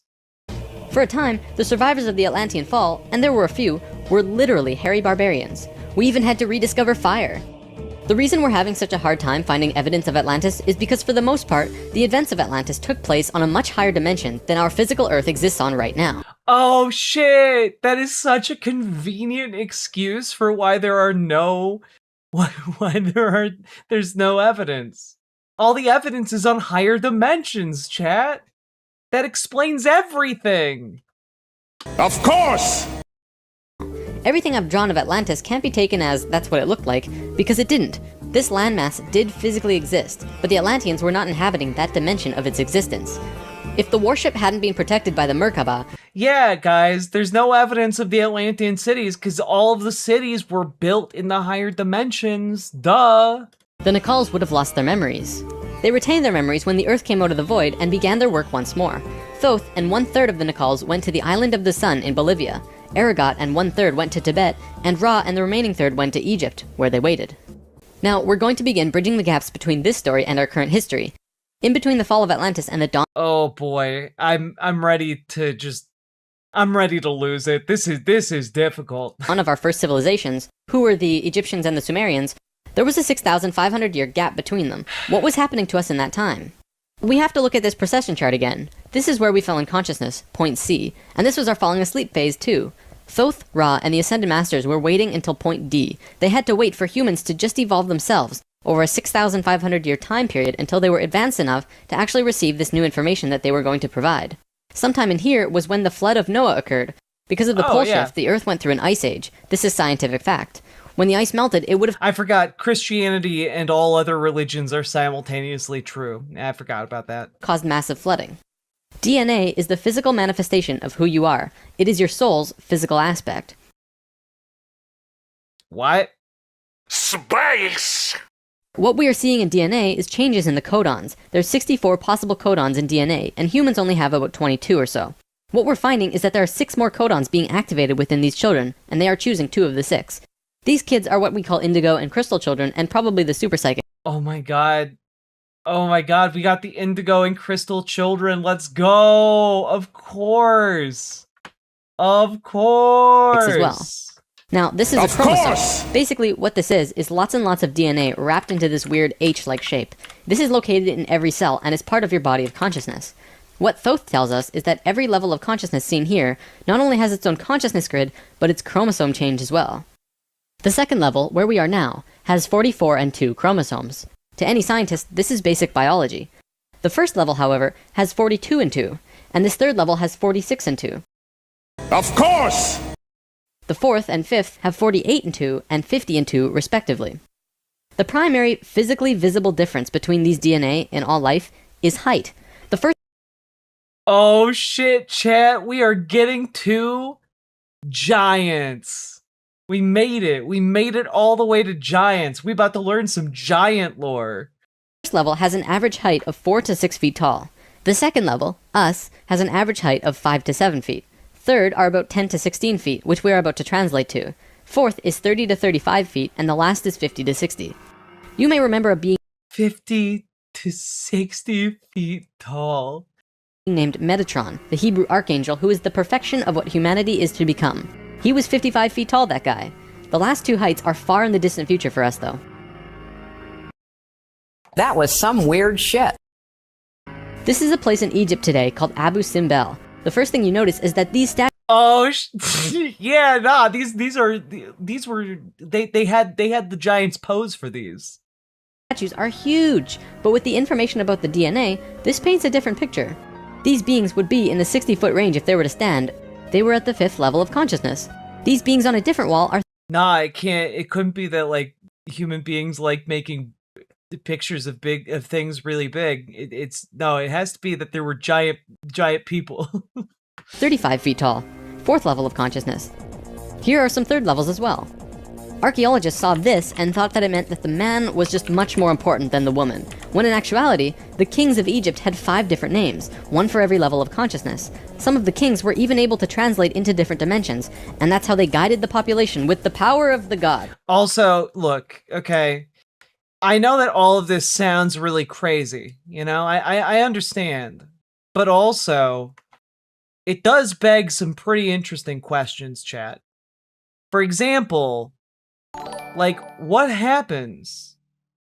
If Metatron is the peak of our development, then we might as well cancel the internet now. Well done, Sake. I appreciate that a lot. But okay, if all statues of giant guys are based on real giant guys, then I want this cult leader to explain this image, all right? Are we not to ascertain from this image that this is based on a real giant Gundam, this statue? If so, world leaders need to present that to me yesterday. I've cracked the code. You have 48 hours to let me know before this all goes public. In Egypt, according to today's top... That's just a giant in a suit? You know, giants gotta make a living somehow in capitalism. Archaeologists and researchers, the Egyptians and Sumerians both began their civilizations right around the same time from each other, within a few hundred years or so. Get in the robot, Metatron. Both of these civilizations emerged out of nowhere with perfect writing abilities. If no giants, why Statue of Liberty have big butt? Exactly! If no giants, then how do we explain the Statue of Liberty? If no giants, how do we explain the faces on Mount Rushmore? If no giants, how do we explain novelty amusement parks that were not improved upon since. When they first emerged, they were extremely sophisticated and clear, and slowly degenerated over generations. No archaeologist can explain how this happened or explain how it could have happened. They placed Egypt and Sumer into a special classification called stair-step evolution. What happened was, one day, Egypt got its language, full and complete. Then the knowledge leveled off. And then it got another massive leap a little while later. Then suddenly, they knew everything about water and moat systems just perfect. Then... That's not how this happened. A little time later, bam, they're masters of hydraulics. How did Egypt and Sumer do this? Well, this is what Thoth said. When we were evolving on our own for 6,500 years, I mean, like, this is like saying, boom, suddenly we had cars that they were all figured out, and it's like, no, actually, it took a while. It took a lot of trial and error. It took a lot of research. You know, things that they were also doing in the ancient world. And the Ascended Masters were waiting in an underground city beneath the Great Pyramid. We'll come back to this in a bit. Thoth's son Tat formed a group called the Tat Brotherhood, which is a secret group that still exists today as protectors. Oh, okay, cool. They're good guys, though? Sweet. And keepers of the sacred temples. Today, they're still connected to the Ascended Masters. So about 6,000 years ago, some members of the Tat Brotherhood would wait until they would meet someone who could understand what they were going to teach them. When they found someone, they would just tune their frequencies to the third dimension and walk up and tell them information flat out.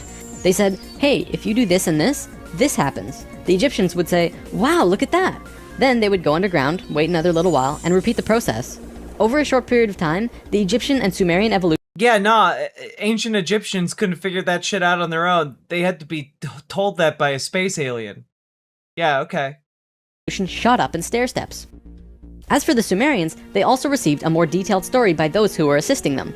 They described to the Sumerians in all of the details they remembered. They said, this is the history of the planet, write it down. The Sumerians knew about the precession of the equinox because they were told it by the Nacals from Atlantis. After this stair-step period, we began to fall asleep further. Things got worse once more. It was our falling sleep stage of precession, and although the Nacals had given us a boost, we were consciously dozing off. On that note, it's time for the story about the city under the pyramid. Keep an open mind about this because... Oh, the city under the pyramid. You mean Neon Genesis Evangelion. Okay. There is very little proof for what I'm about to say. For over 40 years, Drunvalo Melchizedek has been studying human consciousness through sacred geometry and spiritual teachers and masters all over the world. In 1996, he was contacted by a source in Egypt who said that something incredible had been discovered. A stone stele came out of the ground between the paws of the Sphinx into the daylight. They removed it and dug into the earth beneath the Sphinx. There they found a room with 3 tunnels leading off of it. One of the tunnels, which went to the Great Pyramid, had another tunnel coming off it, and it was shielded by a wall of light. Bullets could not pass through this field, and people could not even get close. Why were they trying to shoot it? Why are they trying to shoot it with guns? Close to it without feeling like they're going to die. The Egyptian government found a particular person who could turn off this field. They also had brought in Paramount Studios to film it, as they had filmed the opening of King Tut's tomb. They had a good relationship with Egypt. The government wanted several $1 million from Paramount, but at the last minute they asked for an extra $1.5 million under the table. Paramount was outraged and they backed off. Things were silent for about 3 months. Then, Drunvalo heard from a source again who was involved in all this, who said that 3 men shut off the light field and went inside. They found themselves inside a very large building that went on for miles underground, which was really the edge of a giant underground city, which was really just one giant building. Then, a little while later, an Egyptian archaeologist named Larry Hunter began describing the same thing, but more detailed. He said that the city was 6.5 by 8 miles wide and 12 stories deep, and the city was outlined by specific temples in Egypt. The 3 pyramids are lined up with... Now, we could, of course, take you down into those tunnels, but mysteriously they all appear to have vanished. With Orion's belt. But there are also small temples for every other star in the constellation. Those temples map out the city underground and are made out of a special stone not found anywhere else in Egypt called koinon. I feel like we are like half a beat away from like hollow earth theory. Like we're about to find out like about like the 5 civilizations that live within the hollow earth. One way you can enter is by the hole between the Great Sphinx's feet. Stone. Incredibly enough, very recently, ancient... Yeah, where are the Morlocks, exactly? Ancient tunnels were found in Romania that led to both Egypt and the inner earth. Now, I don't have time to go into... So I was joking. I didn't think I would be instantly vindicated. I did not expect to be instantly vindicated like that. Yeah, but as we've learned, chat, being a dumbass and just saying things. When you're right, it proves your prophetic abilities. Yeah, I might be one of the Indigo Children. To detail about this particular story, but if you want, check out the book Transylvanian Sunrise by Radu Sinamar. To be clear, this is a theory that has not been accepted by the Egyptian government, but the underground city that Thoth said was there is, according to Mr. Hunter, marked by temples made of a unique substance, and the temples match the star pattern of the constellation of Orion. 4,000 years after the stair-step evolution, we were at our lowest stage of our evolution. We were hitting bottom on the awareness road. Suddenly, out of the darkness, 3 men came to Earth to give us a little nudge. Everything in ancient Egypt Oh no. was synthetic. They had this entire civilization based around achieving heightened states of consciousness, but they had to do it through... I'm sorry, wait. I just realized, in this guy's worldview, having a heightened state of consciousness literally means having height. The taller you are, the higher your state of consciousness. He even outright said that. You get more chromosomes, which means you have more height. Oh god, it's so stupid. Through tools. Now, we're not going to look at each of these tools individually, but let me give you a brief overview here. This tool was used for transferring vibrations into the body. Along with that were the hook and flail. This little device was a kind of generator to increase vibrations, though there's not too much information available on it. This thing, however, was their most important tool, the Ankh. They saw the Ankh as the secret to eternal life, and they used it not as a physical tool, but as an energetic one. They would use this form and Ankh their sexual energy. Now, this could be a huge topic on its own, like how energy travels up and down the body through a vertical tube between 5 energy channels that counter-rotate as they extend through the body, but basically... I'm sorry, I thought the energy traveled up the body in the form of the energy serpent. What's this bullshit? What happened to the energy serpent? I don't like these newfangled ideas. Give me back my energy serpent. Sexual energy is an incredibly powerful energy. We definitely abuse it today, but what the Egyptians knew was that when you had an orgasm, a very large amount of energy bursts from your root chakra all the... It's okay to like to feel being used on a carnal level. Way up your spine to the top of your head, and then it gets released. What the Egyptians would do was when the spiral of energy hit their heart chakra, they would Ankh the energy out of the back of their body and over their head and back into their body, where they would keep the energy and retain a massive energy boost.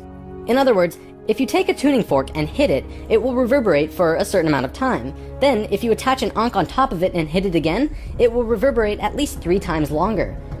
I masturbate to meditation. The Egyptians were doing this with their bodies.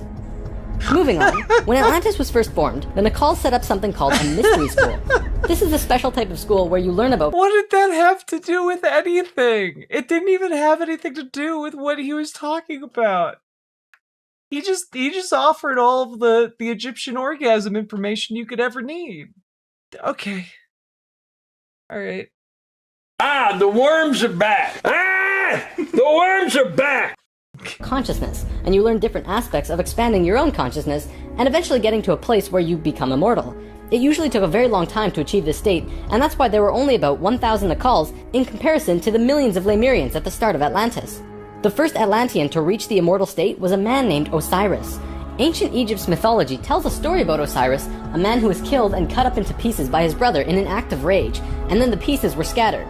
This event, perhaps less exaggerated than the myths, actually did happen, and it took place on Atlantis. Osiris's wife and sister retrieved the pieces, and upon returning the final piece, they restored the creative energy flow and brought his spirit back into the body. Through doing this, Osiris became immortal, and he was the first immortal of Atlantis. This story is told throughout ancient Egypt on many temple walls, and I'm going to show you why. Osiris went through the 3 stages of consciousness. The first one was whole, getting bigger each time. The second was separated from itself, included physically, and the third was whole again.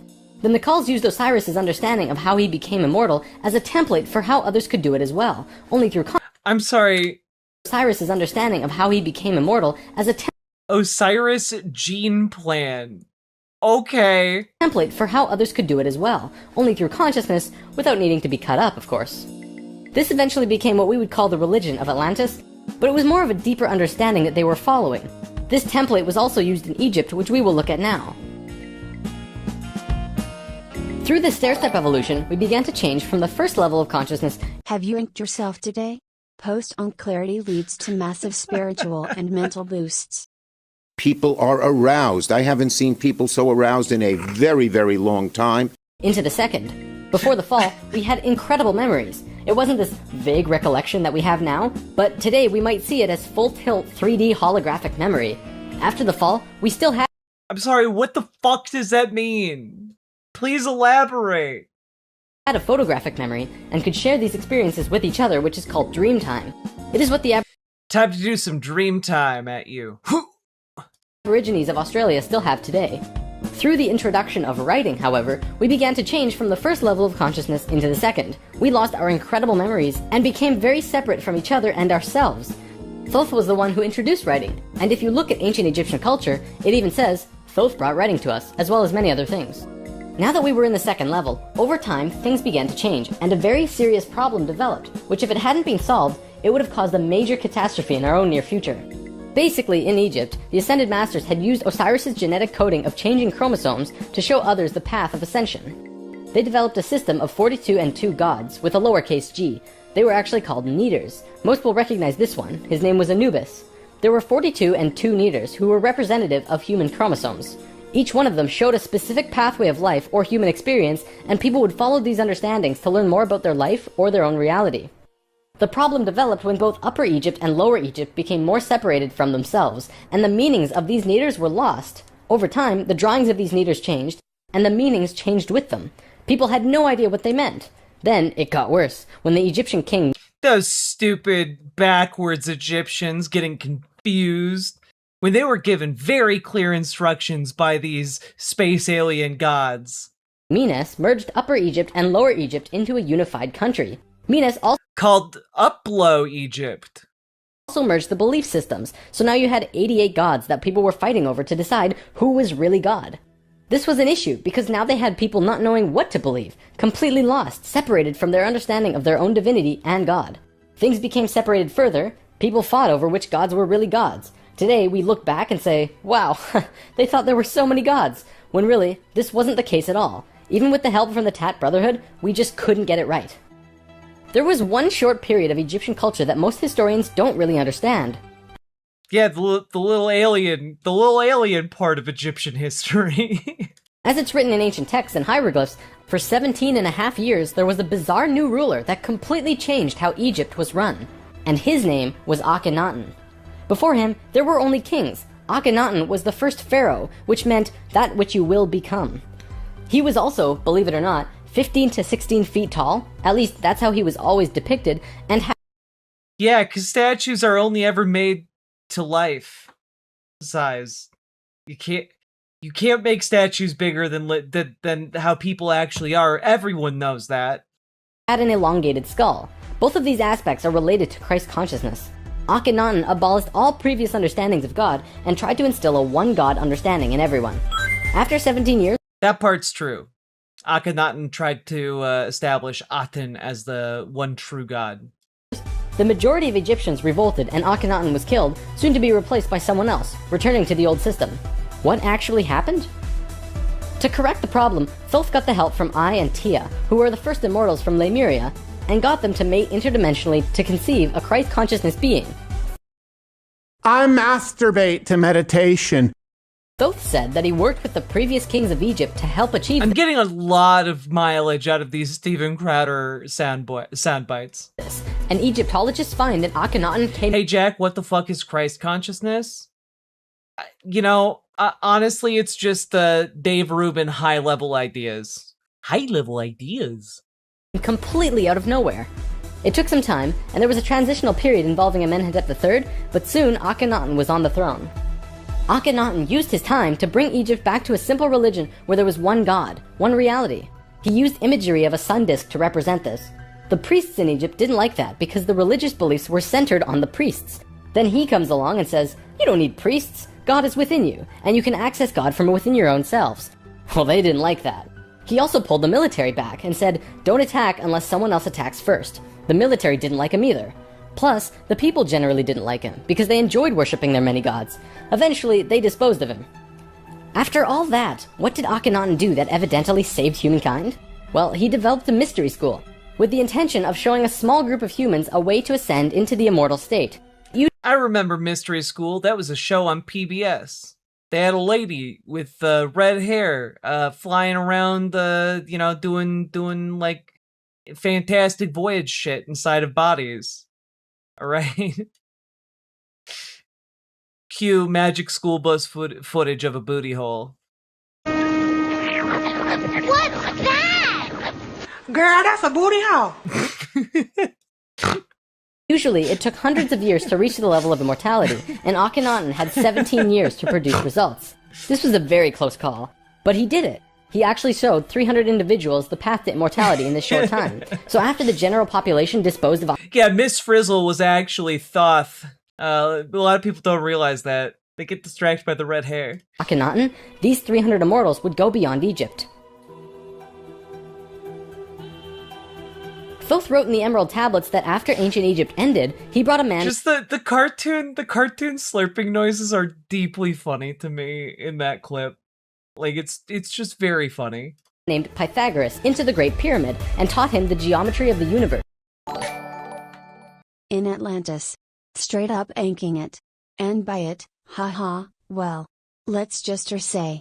My Akhenaten. I'm gonna look like a podling who's been fully drained. That man then went on to found Greece, which was originally built upon schools for teaching geometry and the Platonic solids and all of that stuff. Thoth lived a lifetime here as well, where he was known as Hermes Trismegistus. Akhenaten's immortals became a... Hermes Trismegistus. Looks like we are now officially crossing over with El Cantare universe, the happy science religion. Finally, our two insane cults can become one. Group called the Essene Brotherhood.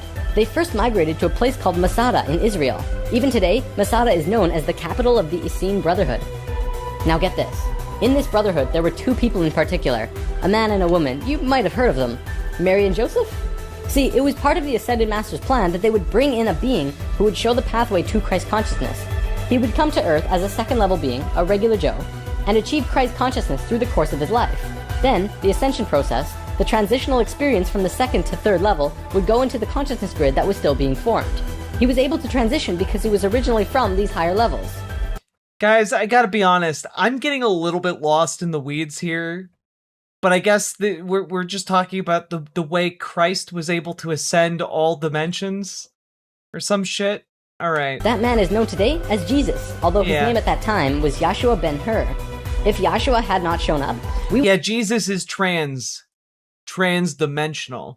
We would not have had that ascension experience available to us today.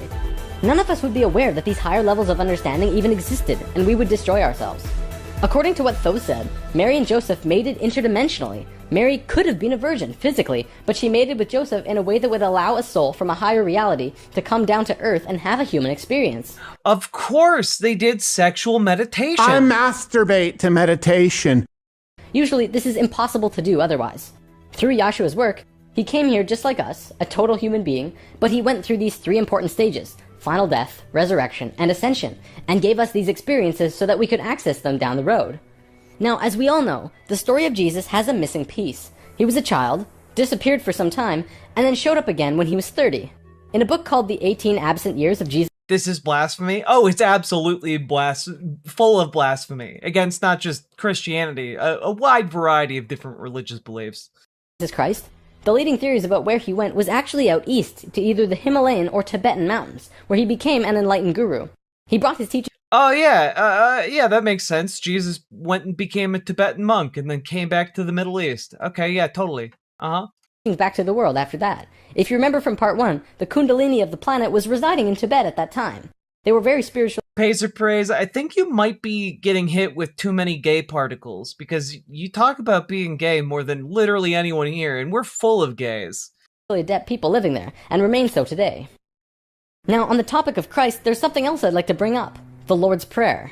Today, we know this as the only prayer that Jesus taught, but did you know it's actually a geometric prayer meditation? Of course! A man named Bodhi McCoy spent over 20 years working with this prayer and analyzing it with sacred geometry, and has discovered some incredible synchronicities. In his book, Live the Promise, he explains how the original prayer, not the extended version mind you, has 7 segments or thoughts, which align perfectly with the 7 chakras as well as the 7 original branches of yoga. Bodhi teaches how to do this prayer meditation, as well as meditations him and his wife have developed based on the Lord's Prayer, called heart dances. It's really quite incredible to see how it all works with the pure geometries of the universe. If you wish to learn more, check out livethepromise.net. If you study I'm good. I don't feel the need to do that. Christian religion and Egyptian religion, you'll actually find that they parallel in almost every way except for the Egyptians' understanding of God. Most evidence shows that Christian religion came out of Egyptian religion, and then later they went back and discredited the Egyptians. Around 300 AD, there was a council called the Council of Nicaea, which was the syndication between the Roman political and religious authorities. Oh yeah, hell yeah, we're diving deep, we're getting to the Council of Nicaea, except everyone is evil. Let's go.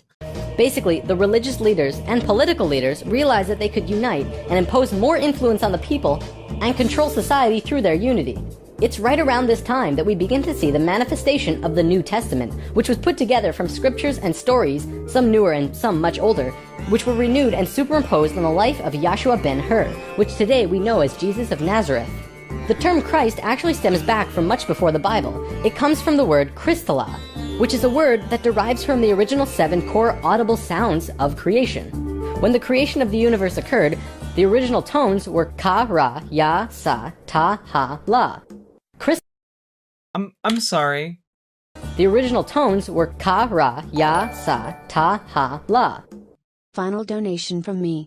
This segment is causing massive damage to my desk from every time I slam my head down in a vain attempt to forget what I just heard. Keep on inking. Yeah, onk it till you monk it, you know? Ank it till you mank it. Also, the Finn Rainbow, thank you for the $10 super chat. Very much appreciated. Yeah, Crystalla. You know, it sounds exactly the same as Karayasatahala. Very similar when you say them both out loud right next to each other. Christla actually was broken down on Earth into 2 words, Christ, which soon became Christ, and Hla, which became Allah, which were... Of course! We're learning so much.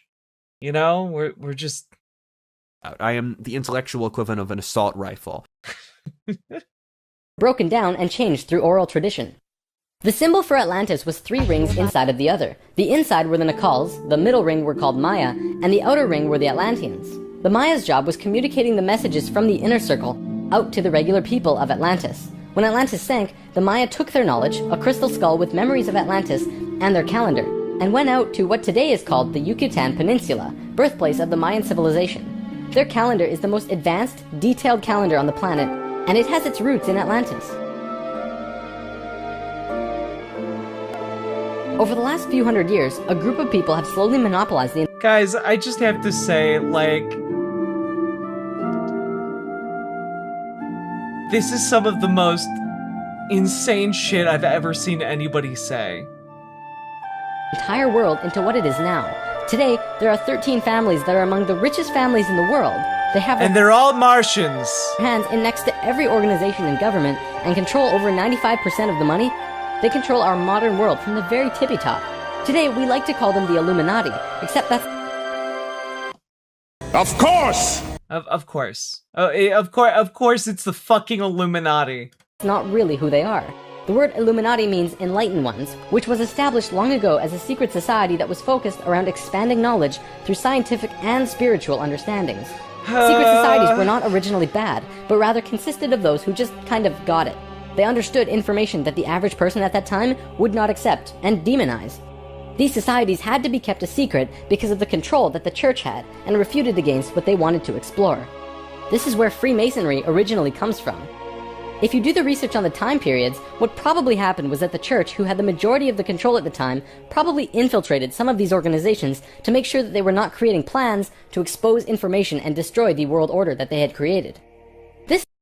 what the...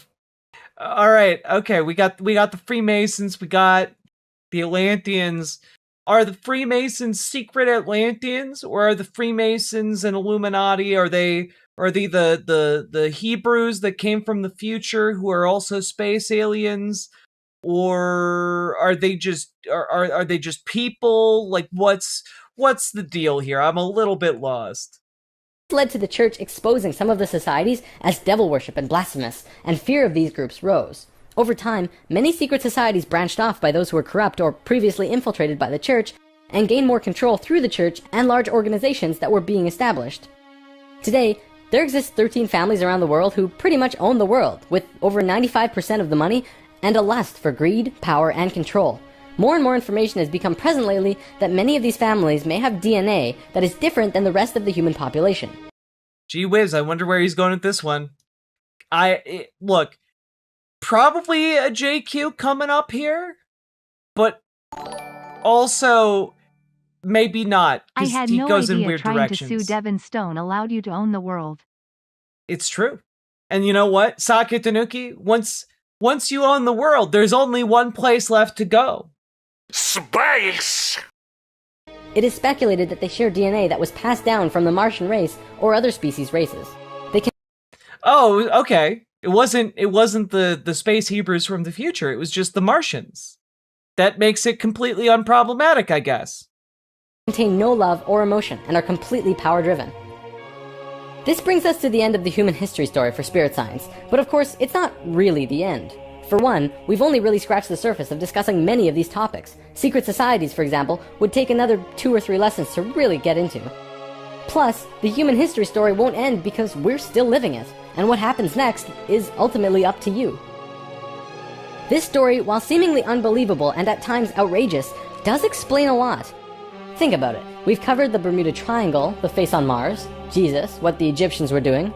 Yeah, of course, it all makes sense now. Of course! The spirits like to convey the message that you should mentally see me as Gandalf. The rise of Greece. Pretty much most modern religions, the reason we popped up out of nowhere 6,500 years ago, the stair-step evolution of those cultures, and the story of Atlantis, which has been elusive to us at the best of times. Birds not being real, cats and dogs able to coexist, rain, the Martian terraforming project, the sun's solar aura, it all comes together. It makes so much sense. Cattle farming, industry, ball bearings, the DVD, it all comes together, and what do you get? Joseph Robinette Biden. Checkmate, atheists. We haven't even gotten in to the creation of the White Devils yet.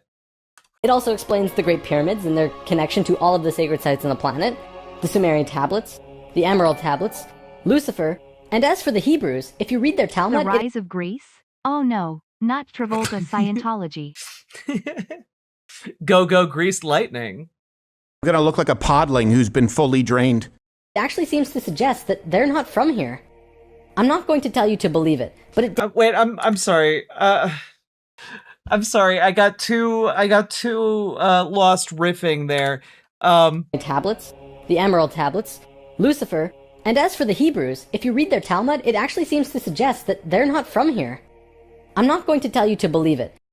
Yeah, if you read the Talmud, it reveals that Jewish people are aliens. What the fuck? But it definitely puts some perspective on many questions and aspects about the world, which we generally just don't have conclusive answers to. Take it with a grain of salt, though. After all, it is just a theory. A game theory.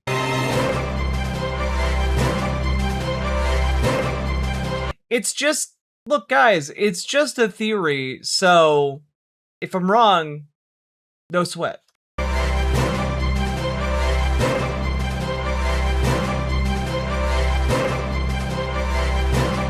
God. We did it. We made it through. We came out the other side. We've been changed profoundly and thoroughly. I am a true believer in flat earth theory, but I get ridiculed everywhere. I've studied the theory for years. Man, just fucking buy a plane ticket. Like, you've spent years of your life studying flat earth? Just go buy a plane ticket. For the love of God. Or, like, I don't know, like charter a blimp to the North Pole or something. I don't know. I would just encourage you to maybe poke and prod at the ideas that would need to be true if flat Earth was true. You know, like, if the world was flat and all of the world governments knew that and were collaborating to prevent knowledge of that from getting out, the number of people who would know that the Earth is really flat would be colossal. The number of people who would have to be in on it would be like the entire, like that movie, The Truman Show. You would have to be like the only person that everyone else was dedicating their lives to tricking on this one issue, and that's just incredibly unlikely. So anyway, folks, what did we learn today? What we learned today is that diving in and just wholeheartedly giving yourself over to any kind of esoteric belief system that is just picking and choosing from across the world's religions invariably leaves you with, I guess, like a metastasized psychosis. That's what this comes across to as like to me. Like, this seems like a concentrated ball of absolute horse shit, and literally all of the sourcing for this is terrible and bunk and was out of date even when this video was put out there. And none of this makes your life better. Like, if you watch something like this and you find like a bit of hope, or like, you know, you're like, oh yeah, that sounds like maybe it could be true, go find a different thing. Like, hope is not derived out of like crazy nonsense number association or word associations. It's not derived from like some spiritual leader pulling some cosmic truth out of their ass. It's derived from working in community with others to do better and improve yourself. That's it. Hope is not something that spontaneously occurs. It's not something that like other people give you as a gift. It's something you work at and develop. Something you make. Doing the work of self-improvement. It's hard, but like, you can do it. You don't need to find it in hollow ass grifters who are looking to take all of your life savings until you have nothing left to give. And at the end of the day, they will leave you poorer, both mentally and financially. Stop it. So anyway, got anything out of this? Leave a like, subscribe, comment. Comments longer than 8 words, really helping the algorithm. Tell me what you would like to see. No, I was about to say, tell me what part of the world outside of the Arctic ice wall you want to see. But you know, that could be fun. Actually, do tell me that. What do you think goes on out there in silly flatland? Join your local Dems, join your local DSA, because you gotta out-organize these psychos. All right? Full stop. Do it. We can help you. Join our Discord. Reach out to Dragonfly for help with your local Dems. Reach out to GamerG for help with your DSA. We want to get folks organized in their local political groups so that we can get to work building power, because when we work together, that is where we thrive as a species. And last but not least, folks, check out ImogeneOlivia.com. Gender euphoric lingerie designed from the ground up for trans femmes, tested with cis men, cis women, non-binary folks. Check it out, ImogeneOlivia.com. It's non-tucking lingerie and it's sexy as hell. Link down in the description. Let's keep on going. Riverboat Jack is coming to town. All the viewers gather around. Twitch and YouTube and swishy streams. All that content is bursting the seams. Politics, gaming, plenty more. Your sense of fashion you'll adore. So grab your stuff and hop aboard. We're going straight to Jack's Discord. Riverboat Jack.